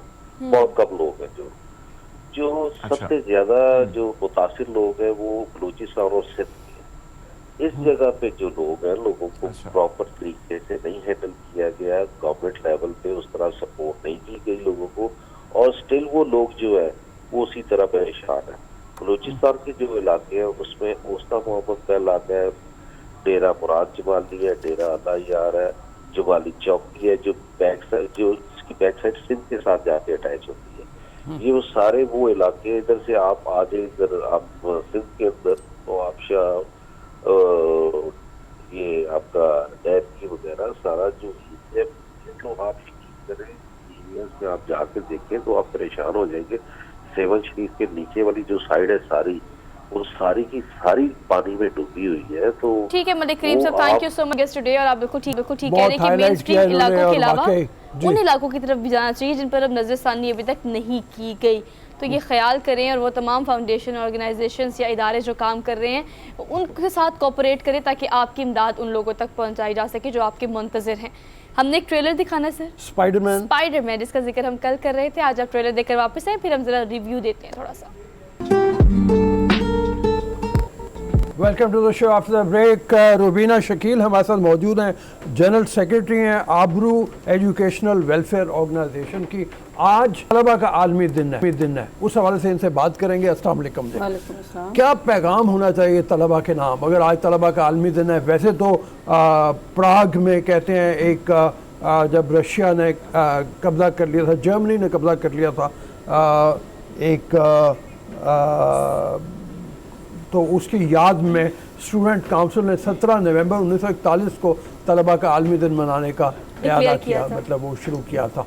उस वक्त से लेकर अब बहुत साल बीत गए हैं, लेकिन तलबा मुख्तलिफ एक्टिविटीज़ में शामिल रहते हैं और तलबा मुल्क की जो एक्टिविटीज़ हैं, इदारे हैं, उनमें एक बका का वो पैगाम भी लेके आते हैं, लेकिन अपनी तालीम की तरफ से उनको बेतवज्जी का शिकार नहीं होना चाहिए। तो आप क्या कहिएगा इस हवाले से? अस्सलाम वालेकुम जी, शुक्रिया। इस दिन के हवाले से मैं ये कहना चाहूँगी कि अगर आप मेरी हिस्ट्री निकालें तो आज से 20 साल पहले से मेरी कोशिश यही है कि हमारे मुल्क के जो बच्चे हैं वो तालीम हासिल करके आबरूमंदाना ज़िंदगी गुजारें। इदारे का नाम भी आपने लिख लिया कि आबरू एजुकेशनल वेलफेयर ऑर्गेनाइजेशन। हो ये रहा है मेरे भाई कि हम किताबें पढ़ा रहे हैं, रट्टा लगा रहे हैं, हम दूसरी एक्टिविटीज़ को बड़े जोश और जज्बे के साथ हमारे नौजवान उसमें शमूलियत भी कर रहे हैं, लेकिन जो एक किरदार साजी होनी चाहिए थी, जो उनका एक पहचान बननी चाहिए थी, वो नहीं बन पा रही है। ठीक है। और वो हर जगह उसका हमें सामना करना पड़ता है, क्योंकि जब पहचान ही नहीं है तो हम कहीं वजूद ही नहीं रखते। बींगा पाकिस्तानी, आप बहुत अच्छा माशाल्लाह काम कर रहे हैं, अगर मैं कर रही हूँ, ये कर रही हैं, लेकिन हम सब गुम हो जाते हैं उस किरदार की वजह से जो कि हम नहीं बना पा रहे, जो कि ओवरऑल किरदार बना हुआ है। तो इस दिन के हवाले से हम अपने बच्चों को और हम अपने स्टूडेंट्स को और हम अपने उसातिज़ा को ये कहेंगे कि ज़रूर सारी एक्टिविटीज़ कराएं, ज़रूर चलती हुई दुनिया के साथ चलें, लेकिन इनके अंदर वो किरदार डालें जो कि हमारा माजी था, जिसको आज तक याद किया जाता है। आप एक बात कहिएगा कि गिव देम डायरेक्शन, अगर मैं सही इसको एलैबोरेट कर पा रही हूँ कि हमारे तलबा तालिबात अगर इस तरह की एक्टिविटीज़ में वो एक्स्ट्रा करिकुलर हों या फिर मुल्की हालात हों या तालीम हो या तालीम से मुंसलिक एक्टिविटीज़ हों, लेकिन एक डायरेक्शन, एक सिम्त देना उनको बहुत ज़्यादा ज़रूरी है कि आपकी ज़िंदगी में ये फोकस भी होना चाहिए कि आपने वैल्यूज़ को, नॉर्म्स को, साथ की तरबियत को भी साथ लेकर चल रहे हैं। ये बड़ा मैटर करता है कि तलबा और असातिज़ा का ताल्लुक क्या है। आज जैसे आपने कहा कि असातिज़ा से आप सीखते हैं, आजकल हम उसको बहुत लाइटर नोट पर ले गए हैं, हमने उसको बहुत कैजुअलिटी में कन्वर्ट कर दिया है, तो शायद असातिज़ा और तलबा का ताल्लुक इस तरह का हो गया कि तलबा ज़्यादा नहीं सीख पाते। ताल्लुक ही बहुत ज़्यादा कमज़ोर हो गया, ताल्लुक बहुत ज़्यादा कमज़ोर हो गया, बहुत फॉर्मल सा, बहुत आर्टिफिशियल सा ताल्लुक है, जो कि मैं 19 सालों में इस वक्त 9 से ज़्यादा सेंटर्स मेरे पास हैं, 200 से ज़ायद उसातिज़ा मेरे साथ काम कर रहे होते हैं, और हर रोज़ अगर आप यकीन कर सकें तो करें कि मैं लिटरली रोने वाले हालात होते हैं कि एक बाउंडिंग नहीं है टीचर और स्टूडेंट्स के अंदर। जो बाउंडिंग थी, हमें पता है कि मुझे अपने बचपन में ये पता है अपने वालिद से कि वो कहते थे कि बस मिस ने कह दिया है ना, बस अब वही अव्वल व आखिर होगा। हम जो मर्जी कर लें, इस लड़की ने नहीं सुनना। क्योंकि आजकल पानी की बॉटल्स जाती है, हमारी टीचर ने कहा कि पानी अपना अपना घड़िया लेकर आना, छोटी सी मट्टी की घड़िया होती थी, पता नहीं वो आपने देखी कि नहीं देखी, तो वो भाई ने तो ज़रूर देखी होगी इन्होंने, तो वो घड़िया लेकर आनी है। अब होता ये था कि वो घड़िया रोज़ाना ही टूट जाती थी, क्योंकि बैग भी ऐसे मजबूत नहीं थे, बैग से निकालते पानी भरते और उस घड़ी टूट जाती थी घड़िया, और वो फिर दूसरे दिन रोना एक होता था कि घड़िया होगी तो स्कूल जाया जाएगा। पूरे मेरे मोहल्ले को पता था कि रुबीना की घड़िया शायद टूट गई, इसलिए बाप, क्योंकि पहले घर भी दीवारें इतनी ऊंची नहीं थी, छोटी थी, एक दूसरे को पता चलता था, आके समझाते भी थे भाई जाने दे ना डांटे, तो उनका एक ही जुमला होता था कि टीचर ने कह दिया अब वो हरफ आखिर है। आज का स्टूडेंट ये नहीं कहता कि टीचर ने कह दिया ये हरफ आखिर है, वो कहता है ये होता कौन है, इसने ऐसे कहा कैसे। टीचर अगर स्टूडेंट को डांट दे या कुछ कह दे तो अम्मा बस चली जाती हैं टीचर के पास कि हाउ डे यू। हाँ, यहाँ पे भी खराबी आ गई है, यहाँ पे भी बर्दाश्त और का जो है ना मामला ख़राब हो चुका है। फिर बात हुई है कि आपके वालिद ने भी कहा होगा और मेरे ने भी कि ये ले लें, इसका ना हड्डियाँ दे देना, गोश्त आप रख लेना। अब वो वाला माँ बाप भी वो नहीं है और टीचर भी वो नहीं है। किया क्या जाए? मतलब इस सवाल से हरमीत हमारे साथ मौजूद है, हरमीत को शामिल करते हैं गुफ्तगू में। जी हरमीत।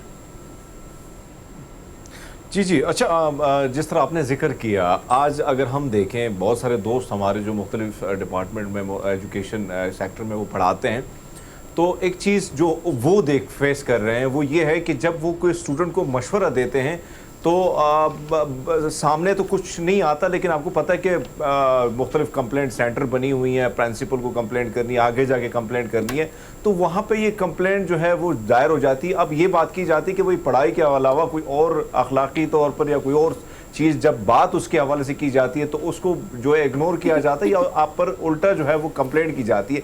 ये सिचुएशन कितनी वर्स्ट हो रही है, इसको आप कैसे देखती हैं?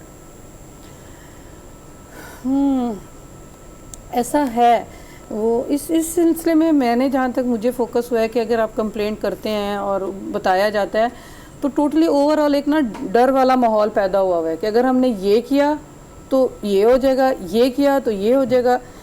तो जब तक हम ये खौफ और हरासत जो एक माहौल में आ चुकी है, जब तक वो हम नहीं दूर करेंगे, एक कॉन्फिडेंस बिल्ड नहीं करेंगे, तब तक ये जो मर्जी आप रजिस्टर करा दें। अच्छा, आपने कहा 10 सेंटर्स हैं आपके पास, आपने कहा कि आप पढ़ाती हैं, 20 साल आपका एक्सपीरियंस है। आपने इन 20 सालों में, मैं बात नहीं करूँगी, मैं 10 सालों की बात करती हूँ, 10 सालों में जो आज के तलबा और तालिबात हैं उन्होंने जो चेंज होते हुए देखा है वो इससे आने वाले तलबा ने नहीं देखा, उन्होंने चेंज ही लाइफ देखी है। अगर पिछले 10 साल की बात की जाए तो 10 साल के जो स्टूडेंट्स हैं उन्होंने टेक्नोलॉजी को, असातिज़ा के और अपने ताल्लुक़ को, घर के माहौल को, बाहर के माहौल को, मीडिया को, हर चीज़ को एवोल्यूट होते हुए देखा है। हमने देखा हर चीज़ चेंज हुई है। आप क्या समझती हैं कि आपका फोकस क्या है उन तलबा तालिबात पे जो आप पढ़ाती हैं? उनको क्या सिखाना है कि टेक्नोलॉजी के साथ अपने आप को अपग्रेड करे लेकिन अपनी वैल्यूज़ और नॉर्म्स को ना भूले? आपका क्या फोकस है? डेफिनेटली ये तो लाजमी बात है कि जो इस वक्त टेक्नोलॉजी है उसको लेना ही लेना है, हर हाल में लेना है। लेकिन क्या वो कौमें जो कौम बन गई हैं, जिनकी एक पहचान बन गई है, अगर आप जापान की बात करते हैं, अगर आप चाइना की बात करते हैं, अगर वो बन गई हैं तो उन्होंने ये सीखते हुए कि अपना किरदार साजी नहीं की, उन्होंने भी तो की है ना, उनकी भी तो पहचान है। इतना कटर जापानी होता है जिसकी कोई हद नहीं। जो फ्रांसीसी है वो इतना कटर फ्रांसीसी होता है कि उसका अंदाज़ा नहीं किया जा सकता। जर्मन होता है, हर कौम जो है अपनी, इवन हमारे हमसाये में इंडिया है, वहाँ पे इतना ज़्यादा उनके मीडिया ने, उनके अखबारात ने, उनके टेलीविज़न नेटवर्क्स ने इतनी ज़्यादा कौमियत की बात की है कि वो जो बिखरे हुए थे, पता नहीं कितनी कौमें हैं वैसे इंडिया के अंदर, लेकिन वो यूनाइटेड होके अब इंडियन कहलाना पसंद करते हैं। हमारे यहाँ क्या मीडिया में भी खामी रही है कि वो बुनियादी तौर पे कौमियत पैदा नहीं कर पाया उस तरीके से। बिल्कुल ऐसा ही है। आप छोटी सी मिसाल लें, आप अगर वाघा बॉर्डर से दूसरी साइड पे जाएं तो कोई भी वहाँ अगर इंडियन मुसलमान भी है तो वो कहता है मेरा भारत, ठीक है। मैं माजरत के साथ कहना चाहूँगी और दुख के साथ कहना चाहूँगी, बींगा पाकिस्तानी होने में कौन बंदा फ़ख्र महसूस कर रहा है सिवाय चंद लोगों के मैं पाकिस्तानी हूँ, मुझे खुशी है। तो मीडिया भी हर वक्त अगर ऐप जो ही हम लोग लगे रहेंगे ये करते में फ़लाने का में ये फ़लाने में ये, हम लोग कहाँ अपने आप को एज अ पाकिस्तानी कहाँ अपने आप में प्राउड फील करवा रहे होते हैं। कहाँ आपका मीडिया दिन में कितनी दफ़ा चैनल चल रहे होते हैं, मुझे ये बताइए कहाँ ये प्रमोट किया जा रहा है कि बींगा पाकिस्तानी। अब ये बताइए, तो आपने तरबियत की बात की, तलबा को तरबियत की बहुत ज़्यादा ज़रूरत है, तलबा को भी मतलब इस हवाले से। अब यहाँ पे उस तरबियत में मेन फैक्टर्स क्या होने चाहिए, किस चीज़ को ज़्यादा उजागर किया जाए? देखें जी, हमें तो कहीं तलाश करना ही नहीं, हमें तो कहीं जाना ही नहीं है सोचने के लिए कि मेन फैक्टर क्या होने चाहिए। आपके पास हुज़ूर पाक सल्लल्लाहु अलैहि वसल्लम की पूरा वो मौजूद है कि आपके किरदार में क्या होना चाहिए। इकबाल की पोइट्री भी उसी से ताल्लुक़ रखती है कि आपकी पहचान में होना चाहिए। अगर पाकिस्तानी है तो यार वादे का पाबंद होगा। यहाँ कहते हैं पाकिस्तानी है यार कामना देवी नो, देखिए ना उस वक्त। अच्छा जी, फ़्लाइट्स आती हैं एयरपोर्ट पे, ऐलान होता है कि भाई अपने अपने बैग संभाल लें क्योंकि PIA की फ़्लाइट्स आ गई हैं। तो हमें वो दो ख़त्म करना होगा ना। हमारे पास है कि हम ईमानदारी को फोकस कर रहे हो, हम वादे की पाबंदी को फोकस कर रहे हो, हम वफा को फोकस कर रहे हो, हम हया को फोकस कर रहे हो। कहाँ है हया, मुझे बताइए। अच्छा, तलबा को बनाने में और जो आज के तलबा हैं, वालिदैन का हमने साथीज़ा की बात तो कर ली, लेकिन वालिदैन का कितना अहम किरदार है जो कि अब ना होने के बराबर है। आपकी पहली दर्स का आपकी माँ की गोद। एक स्टूडेंट आप जब बनाते हैं तो स्टूडेंट को आप बताते हैं कि भी आप अगर उस्ताद के पास जा रहे हैं तो ये आपका रूहानी बाप है या रूहानी आपकी माँ है। तो हम कहाँ पे ये लैक कहाँ कर रहे हैं घर में, अगर हम बेसिक्स इनिशियल्स की बात देखें जी। घर में अगर आपका बच्चा आके अगर आपसे ये कहता है कि मेरे टीचर ने आज ऐसे ऐसे किया और मैंने ये किया, आपका रिस्पांस ये होना चाहिए कि आप उसको समझाएं कि उसने अगर ऐसा किया है तो तुम में कोई खामी होगी, तुम में कोई परेशानी होगी, तुम्हें उसको ओबे करना है, तुम्हें सोचना है। बजाय इसके कि अच्छा उन्हें तेनू ऐ क्या कुछ नहीं उन्होंने आके करनिया मैनू फोन मतलब टीचर देख लेनिया। मतलब ये हमने कहीं नहीं सुना था कि हमारा बाप या हमारी माँ में कि आके देखती हूँ, वो कहती कि तुम में कोई मसला होगा जो ये मसला हुआ है, तुम में कोई ख़राबी है। अब माँ और बाप तुम में नहीं कहते बल्कि वो कहते हैं उसमें थी, उसको मैं खुद आके। अच्छा चलिए, ख़राबी की आप बात करिए, दो तरफा बात कर लेते हैं। आप बात करिए साथीज़ा की। इसमें कोई दो राय नहीं है कि आज के असातिज़ा भी वो बॉन्ड बनाने में नाकाम है जो कि पहले के असातिज़ा अपने बच्चों के साथ बनाते थे। वो रोब, वो दबदबा, वो आपका जो डर होता है, खौफ होता है, प्यार मोहब्बत जो भी आप उसे कहते हैं। तो आज के असातिज़ा की भी ट्रेनिंग होना ज़रूरी है, इसमें कोई दो राय नहीं है। अभी मेरा मोबाइल पकड़ लें, आपके आने से पहले मैं वेट कर रही थी, मैं अपने उस्ताद को ये कह रही थी कि तुम्हारा वजूद नहीं दिखाई दे रहा, तुम्हारा होना ना होने के बराबर हो रहा है। तुम्हारा स्टूडेंट क्यों नहीं वो फील करता कि तुम मौजूद हो, तुम्हें क्यों चीखना पड़ता है। सिर्फ तुम्हारी बॉडी जो है ना वो लैंग्वेज वैसी होनी चाहिए। हर वक्त बच्चे को भी आप डांट डपट नहीं कर सकते, स्नब नहीं कर सकते। एक प्यार मोहब्बत, बहुत पहला फैक्टर प्यार और मोहब्बत, और उसका यकीन है कि ये सामने बैठा हुआ जो शख्स है ना, ये मेरा उस्ताद है ना, माँ बाप के बाद यही मेरे से मोहब्बत करता है इस दुनिया में। बिल्कुल ऐसे, ये तो दो तरफा सर ये कम्युनिकेशन स्ट्रॉन्ग होनी चाहिए। Thank you so much for being here. अच्छी गुफ्तगू रही। कंक्लूड कर लेते हैं इस पॉइंट पे कि अब दोनों तरफा बेहतरी की हमें अशद ज़रूरत है। तो साथीज़ा को भी और तलबा और तालिबात को भी ये चीज़ देखनी चाहिए कि आपने अपने मुस्तकबिल को अगर संवारना है तो अपने तरह से माजी को बेहतर करना पड़ेगा। एक क्विक ब्रेक लेनी है, वापस आते हैं। Keep watching. Good morning public.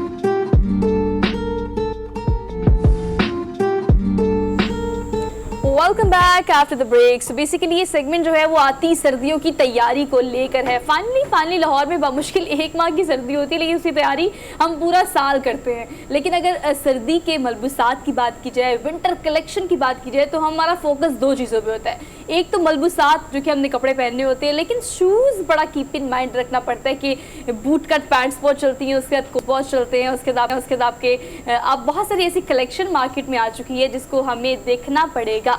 उसके लिए और सारी बातों को डिस्कस करने के लिए हमारे साथ स्टूडियोज में मौजूद हैं आयशा, इन्हें कहते हैं, फैशन डिज़ाइनर हैं और इसके अलावा इनके 2 ब्रांड्स है, क्लोथिंग भी और शू ब्रांड को भी ओन कर रही हैं। तो आपको वेलकम कहते हैं आज के शो में। वालेकुम अस्सलाम। कैसी हैं आप? अल्हम्दुलिल्लाह। Thank you so much for being here, good to see you. pleasure। कहिएगा कि वैसे टॉपिक तो ये मेरा और आपका ये खास तौर पर, लेकिन अब्दुल रऊफ साहब भी हमारे साथ हैं, हरमीत भी इस्लामाबाद से हमें ज्वाइन कर रहे हैं। ये कहिएगा कि आजकल जो है, पहले ये होता था कि फैशन कोई 10 साल बाद रिपीट होता था, लेकिन अब हम देखते हैं कि हर 2-3 सालों बाद फैशन रिपीट भी हो रहा होता है और चेंज भी हो रहा होता है। आजकल क्या इन है, क्या आउट है? ये वाला जो टाइम है पर्टिकुलर जो अब टाइम चल रहा है, इसमें रिपीटेशन तो है ही है, बट वो 2 इयर्स वाला गैप भी नहीं रहा। अब लॉन्ग शर्ट्स भी चल रही हैं, लॉन्ग कोट्स भी चल रहे हैं। Yes, everything is in trend right now. So वो जो स्पेसिफिकेशन थी कि आप ये वाला ट्रेंड है तो आपको लॉन्ग शर्ट्स पहननी है या लॉन्ग कोट्स के साथ जाना है या लॉन्ग बूट्स के साथ जाना है। So now it's totally changed. Whatever you want to wear you can wear. लेकिन एक बड़ी चीज़ है, social media is a platform जहाँ पे हम देखते हैं कि जो चीज़ हमने देख ली हमें वही चाहिए। हम फॉलो करने पे बड़ा यकीन रखते हैं, खासतौर पे इंस्टाग्राम इफ टॉकिंग अबाउट। अगर हमने किसी को लॉन्ग शर्ट में देखा है मतलब वो अच्छी लग रही है, शॉर्ट में देखे तो वो अच्छी लग रही है, मतलब आजकल हर चीज़ चल रही है। आजकल हर चीज़ चल रही है और इंस्टाग्राम और जो सोशल मीडिया ऑब्वियसली इसने बहुत ज़्यादा अवेयरनेस दी है पब्लिक में। और इट्स नॉट लाइक दैट कि अगर आपको लॉन्ग शर्ट नज़र आ रही है और आप कह रहे हैं कि मुझे लॉन्ग शर्ट्स के साथ ही जाना है। अब लोगों में बहुत ज़्यादा अवेयरनेस है, फैशन की अवेयरनेस बहुत ज़्यादा हो गई है एंड एवरीवन नो कि अब उनको बॉडी के साथ, उनकी बॉडी शेप के साथ कौन सी चीज़ ज़्यादा सूट करती है। वो लॉन्ग में मतलब वो डिज़ाइन देख रहे होते हैं और वो फिर उसे अपनी बॉडी शेप के साथ लेके जाते हैं। एग्जैक्टली कि मेरी बॉडी शेप पे लॉन्ग अच्छा लगेगा या शॉर्ट अच्छा लगेगा, मुझे शॉर्ट के साथ बेल बॉटम में जाना चाहिए या मुझे लॉन्ग के साथ चूड़ी पजामा में जाना चाहिए। सो अब वो वाली चीज़ नहीं है। लाइक अब हर जगह पे ये चीज़ अब इन ट्रेंड हो गई हुई है कि और ये आइडिया इतना ज़्यादा सोशल मीडिया की वजह से ही इतनी अवेयरनेस आ चुकी हुई है कि हर किसी को पता है कि उसको क्या वेयर करना चाहिए।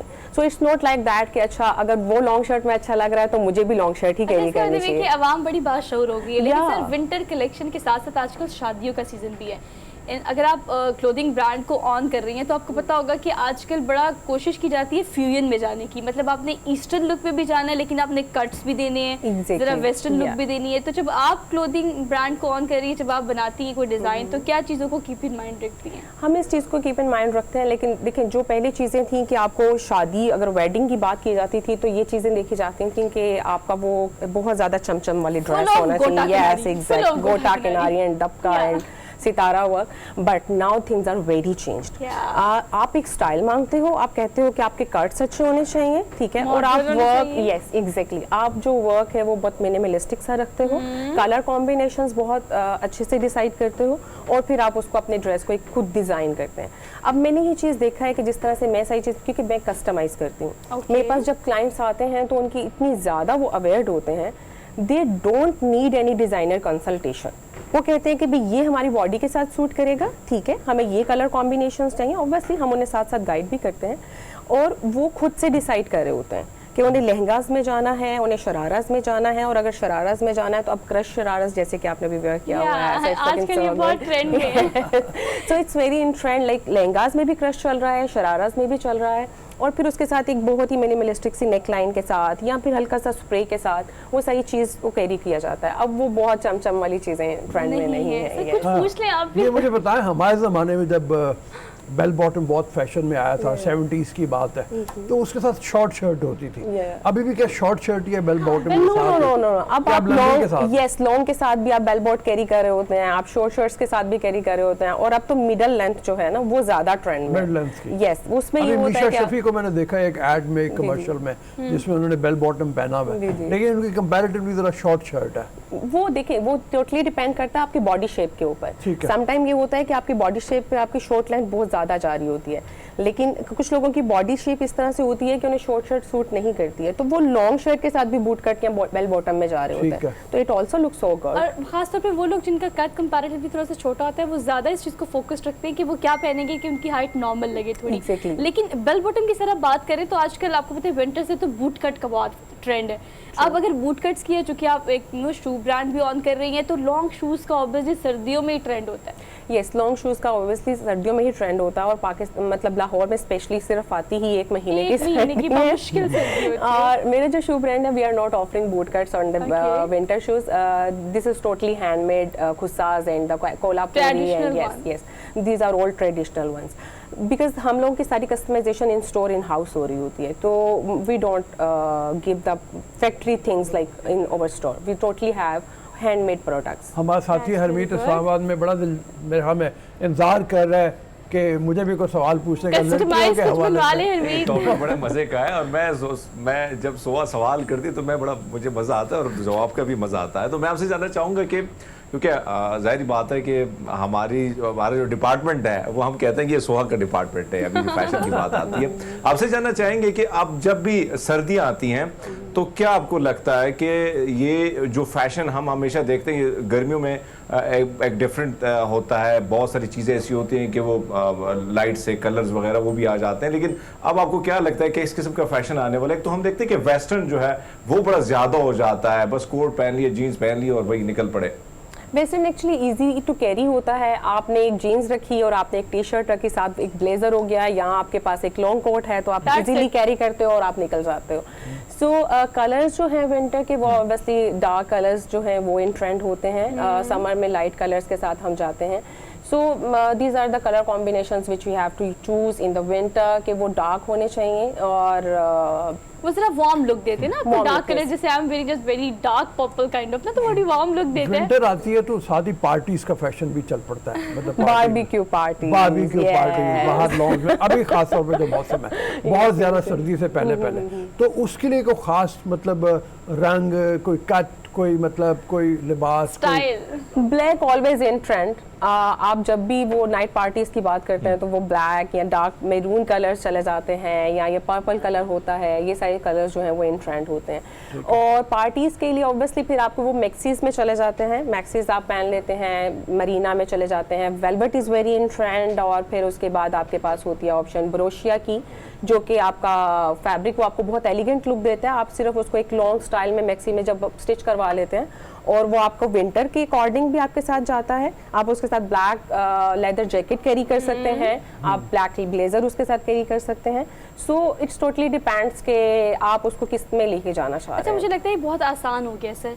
पहले होता था बहुत बारीकी का काम हमें चाहिए, ख़वातीन शादी हो या शादी के बाद के कोई इवेंट्स हो या शादी से पहले के इवेंट्स हो, तो हमारी कोशिश होती थी कि बड़ा बारीकी का काम हो, कि सब पूछे ये काम कहाँ से कराया आपने। अच्छा, आप चीज़ें आपको लगता है आसान होगी, जैसे कि आप विंटर के कपड़ों की बात करिए, लेकिन समर्स की अगर बात की जाए तो लोग प्लेन्स में जाते हैं, लोग सॉलिड कलर्स में बहुत जाते हैं, प्लेन्स में जाते हैं, सॉलिड कलर्स भी होते हैं, लेकिन एग्जैक्टली उसके साथ साथ हम लोग क्या करते हैं, जैसे right now I am wearing the plain and with the coloured dupatta and this thing printed and some ब्रोशिया थिंग। सो ये बहुत आसान हो गया। अब वो नहीं चाहिए कि भाई हमें बहुत ज़्यादा प्रिंटेड और बहुत ज़्यादा एम्ब्रॉयड्रेड, वो वाली चीज़ें जो हैं वो बहुत कम हो गई हैं। अच्छा, कलर्स के लिहाज से सब बात कर रहे थे कि black when you are confuse wear black, ये कहा जाता है ना, और ब्लैक बहुत ट्रेंड में भी है। सब खवातीन जब कुछ समझ नहीं आता तो काला जोड़ा निकाला और पहन लिया, that is the best solution so far. लेकिन अब निकाह की बात कर लेते हैं। सेलिब्रिटीज ने ट्रेंड बहुत चेंज किया है। अब आपके निकाह पे पहले होता था कि आपने लाल सुहर रंग पहनने है, या आपने, अब ज्यादातर देखते हैं कि व्हाइट कलर को बहुत प्रेफर किया जा व्हाइट रहा इज इन वेरी ट्रेंड। ये जो आप चेंज आए इसको आप कैसे देखते हैं कि लाइट्स पे चले गए? आपने ये देखा है कि वलीमा पे अब स्पेशली ब्लैक पहना जा रहा है। Yes yes, I have seen grey, black, तो things are very changed now. So पहले ये सोचा जाता था, आई रिमेम्बर कि मेरी मामा कहती थी कि आपने जब शादी का दुपट्टा हमेशा रेड होना चाहिए। हाँ। ठीक है, जो आपने दुपट्टा सुहागनों का कलर है, something। Yes yes yes. लेकिन अब ऐसी चीजें नहीं है। अब ये है कि ठीक है, जिस चीज कलर टोन के साथ आप जाना चाह रहे हैं यू कैन गो।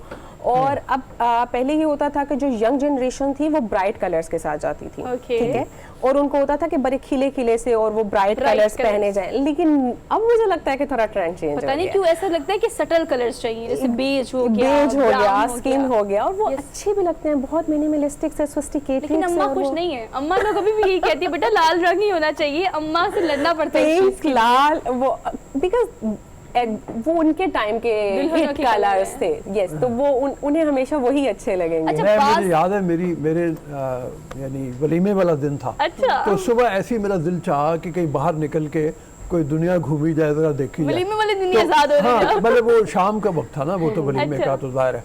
तो मैंने अपनी बीवी को आज़ादी कहा, का पहला दिन, अच्छा दूसरा दिन था। मैंने बीवी को कहा चलो जरा बाहर कैद चलते होने हैं, के कुछ बाद, चीज़ें कैद मुझे होने के लेनी बाद, है। तो उसने मुझे कहा कि मैं क्या कपड़े पहनूं। तो मुझे एक ब्लैक एंड वाइट में एक नजर आया। मैंने कहा ये पहन लो, no jewellery please. Oh my God. हाँ, अच्छा, वो जाहिर है मतलब ऐसी कैजुअली फिर बाहर डांट जाना पड़ाई था। आपने उनको? वो जैसे हम बाहर निकले, सामने मेरी अम्मी खड़ी थी होए, और वो तो होए। शौक, उन्होंने कहा क्या को गम क्या लग गए पहले दिन ही। देखा, आपने डांट पड़ा दी पहले दिन को। अच्छा, ये डांटें पड़ती हैं लड़कियों को खास तौर पर जब नई नई शादी होती है, अब न्यूली वेड हो तब भी, और आप जब शादी होने वाली होती है तब भी आपको रंगों में रखा जाता है। लेकिन कुछ कस्टमर्स ऐसे होते हैं मिस आयशा जो नहीं मानते, उनको वही चीज चाहिए होती है जो उन्होंने आपको फोटो में दिखा दी है। ये चाहिए मुझे और यही ब्रांड हमें बेज कलर चाहिए। अभी ये मेरा लास्ट एक्सपीरियंस था कि उनका टर्की में इवेंट था और उन्होंने मुझसे अपने ब्राइडल्स कस्टमाइज करवाए थे, और उन्होंने अपना ब्राइडल जो है वो डे 1 का भी आइवरी शेड में था और डे 2 का उनका बेज में था। और मैंने उन्हें इतना इंसिस्ट किया था, you should change the colour tone at least, like for the walima you can go with the pink one with the pistachio color tone, but she was not like, no, Pistachio I color just तो बहुत want खूबसूरत लगता है, exactly बहुत the pastel colors and all that. Yeah. But obviously ये आपकी अपनी जो अब ये चीज़ है ना कि हम अपने दिल से चलते हैं, ठीक है, दिस इज़ वेरी गुड। मतलब मैं उसको वैसे बहुत ज़्यादा वो अप्रिशिएट करती हूँ, बिकॉज पहले ये होता था कि हम दूसरों की डिसीजंस पे चल रहे होते थे। Now you feel comfortable, go for this, yes, that's it. अच्छा, आपने एक चीज़ को और बड़ा ध्यान में रखना होता है, एक कि आपकी अफोर्डेबिलिटी क्या है। बाद कस्टमर आते हैं, वो लेकर आते हैं डिज़ाइनर जोड़ा कि यही चाहिए, इसकी कॉपी चाहिए या रेप्लिका चाहिए। ऑब्वियसली उसका एक्सपेंस ज़्यादा होता है, लेकिन ये ट्रेंड भी है कि अब कम पैसों में भी चीज़ें अच्छी की जा सकती हैं। जब आपके पास कस्टमर्स आते हैं तो कैसे इस चीज़ को मैनेज करना होता है कि हर कस्टमर की अफोर्डेबिलिटी डिफरेंट होती है? एग्जैक्टली इसमें 2-3 चीज़ें आ जाती हैं। जब आप कोस्ट कटिंग की तरफ जाते हैं तो कोस्ट कटिंग में आप फैब्रिक को कॉम्प्रोमाइज़ कर लेते हैं। हम कहते हैं कि जो प्योर फैब्रिक यूज़ हुआ हुआ है उसकी जगह आप मेडियोकर फैब्रिक की क्वालिटी में चले जाएं, लेकिन उसमें कलर टोन्स अच्छे आ जाते हैं। तो वो जब बन जाता है, पूरा सेट कंप्लीट हो जाता है, तो उसकी अपेरेंस में और उसकी उसमें कोई चीज़ कॉम्प्रोमाइज़ नहीं हो रही होती प्रेजेंट में। लेकिन बस उसमें थोड़ा सा ये है कि आपको वर्क भी थोड़ा सा कॉम्प्रोमाइज़ करना पड़ता है। अब तो इतना ज़्यादा वो चीज़ ट्रेंड में है कि कंप्यूटराइज एम्ब्रॉयडरी के ऊपर एम्बेलिशमेंट कर दी जाती है और वो चीज़ exactly it's very easy now. लेकिन स्टिल बहुत सारे क्लाइंट्स ऐसे हैं जो चाहते हैं कि हमें टोटली हैंडमेड चाहिए, और वो कहते हैं कि कॉस्ट कोई भी हो we will pay. But obviously at the other hand there are clients जो कहते हैं कि नहीं हमें कॉस्ट कटिंग करवानी है, तो उसके लिए we have the other option कि हम उसको कहते हैं ठीक है हम इसको मशीन एम्ब्रॉयडरी करके थोड़ा एम्बेलिश कर देंगे और वो लुक सेम आती है। अच्छा आशा, ये बताइए कि इस साल जो स्वेटर्स हैं वो ज़रा इन हो गए या शॉल ज़्यादा इन होंगी? हाँ, या जैकेट्स वगैरह? शॉल्स ही और भी वेलवेट एम्ब्रॉयडरी के साथ। वेलवेट एम्ब्रॉयडरी के साथ। देखिए मैंने भी अच्छा। prediction और कर दी है। अगर वेलवेट के साथ कोई जैकेट्स इंट्रोड्यूस करवा दे मार्केट में तो ठीक आई है। Think it's going to be फिर आप इंट्रोड्यूस कराए ना, हम करेंगे हम। Actually, I am giving the customized sort of things, so I am not giving the but inshallah next year I will do it. आप बस ऑर्डर करें, ऑर्डर टू मेक वाला काम जो Order to आयशा make, ज्यादा yes, करती हैं। हरमीत ज्यादा एक सवाल पूछ लें आपको क्विकली। मैं तो कहता हूँ कि सवाल आप ही करें और हम सुने इसको। नहीं, बहुत मैंने सारी कहा चीजें आपको- ऐसी हैं जो नए मैंने ट्रेंड में आ रही हैं और आयशा हमें बता रही है कि भी क्या क्या चीजें आ रही हैं। अच्छा, मैंने आपको सिला मार ली, मैंने कहा नहीं सिला मार लेती हूँ। अच्छा, Men भी फैशन में अब बहुत ज्यादा है, अब ये बात नहीं है। हरमीत को देखिए इंसान ना मुख्तलिफ को लेकिन दस्तार पहन के आते हैं, येलो और पहले रेड, होता था पिंक। कि मेन में सिर्फ आपने व्हाइट, ब्लैक और ब्लू और ब्राउन्स के साथ जाना है, बट अब आप देखें कि वो पिंक्स में भी जा रहे होते हैं और वो पर्पल कलर टोन में भी जा रहे होते हैं। सो ग्रेस की काफी ज्यादा उनके पास कलर दुल्हन के साथ मैच करने के लिए बाजू का दुल्हन के लहंगे का जोड़े का कलर ही होता है मेरून पहना होता है, Purple. Exactly purple. So men are अच्छा, अब being a फैशन डिजाइनर आप देखने वालों को क्या सजेस्ट करना चाहती हैं कि देखिए बाजुकत कहा जाता है कि आप फैशन में कुछ चीज़ें आप वो फैशन कर लेते हो, लेकिन style it should be in your personality, तो आपको कैरी करना आना चाहिए। तो देखने वालों को क्या इस हवाले से देंगे कि वही करो जो आपको सूट करे। एग्जैक्टली आपकी बॉडी शेप के साथ और आपकी पर्सनैलिटी के साथ जो भी कट जाता है आपको वो कैरी करना चाहिए। इट्स नॉट अबाउट दैट कि उसको लॉन्ग अच्छा लग रहा है तो मुझे भी लॉन्ग अच्छा लगेगा। It's not like that. Material की जरा थोड़ी सी बात कर लें। मतलब मटेरियल जो लोग ऐसे ज़्यादातर होते हैं कि जो खुद लेके आते हैं लोगों के पास, टेलर के पास देख के कहीं से, तो मटेरियल को ख़ास आजकल होना चाहिए, उसकी तरफ तवज्जो होनी चाहिए ख़वातीन की, और फिर कौन सी मार्केट से जाके लें वो मटेरियल तो ज़्यादा बेहतर होगा। हर तरह का मटेरियल आपको औरीगा से, लाहौर सेंटर से इजीली मिल जाता है, ठीक है। Shadman market is very good, वहाँ से भी आपको बहुत अच्छा मटेरियल, बहुत अच्छा स्टफ मिल जाता है, ठीक है। अब मटेरियल के जहाँ पे बात आती है, समटाइम क्लाइंट्स आते हैं और वो कहते हैं कि हमें ये वाली कट्स चाहिए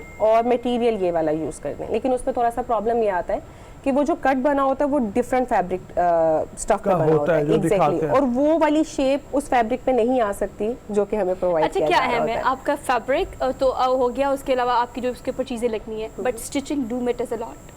डिजाइनर स्टिचिंग ही सबसे ज्यादा बेस्ट होती है, जो कि आपको फैशन डिजाइनर बनाती है, ब्रांड बनाती है। एग्जैक्टली, अब आपकी स्टिचिंग ही सबसे ज्यादा इंपॉर्टेंट होती है, और मैं जो बेसिकली अपनी जगह पे प्रोवाइड कर रही हूँ वो स्टिचिंग क्वालिटी ही है। अगर आपकी स्टिचिंग क्वालिटी हाई एंड है तो आप 1000 के जोड़े को भी 5000 का दिखा सकते हैं। बिल्कुल ऐसे ही है। और अगर आप 5000 का जोड़ा भी नहीं अच्छा स्टिच करवा रहे हैं तो वो 500 का भी नहीं दिखेगा। It's all about stitch. Thank you so much Ayesha for being here, बड़ा मजा आया आपसे बात करके। होपफुली कि आपको बड़ी अच्छी टिप्स मिल गई होंगी। कल कुछ आप भी टिप्स हमसे शेयर कर लीजिएगा। आपसे लेते हैं अब इजाजत, इंशाल्लाह मुलाकात करेंगे कल। अपना बहुत सारा ख्याल रखिएगा और अपने से मुंसलिक लोगों का भी ख्याल रखिएगा। अल्लाह हाफिज।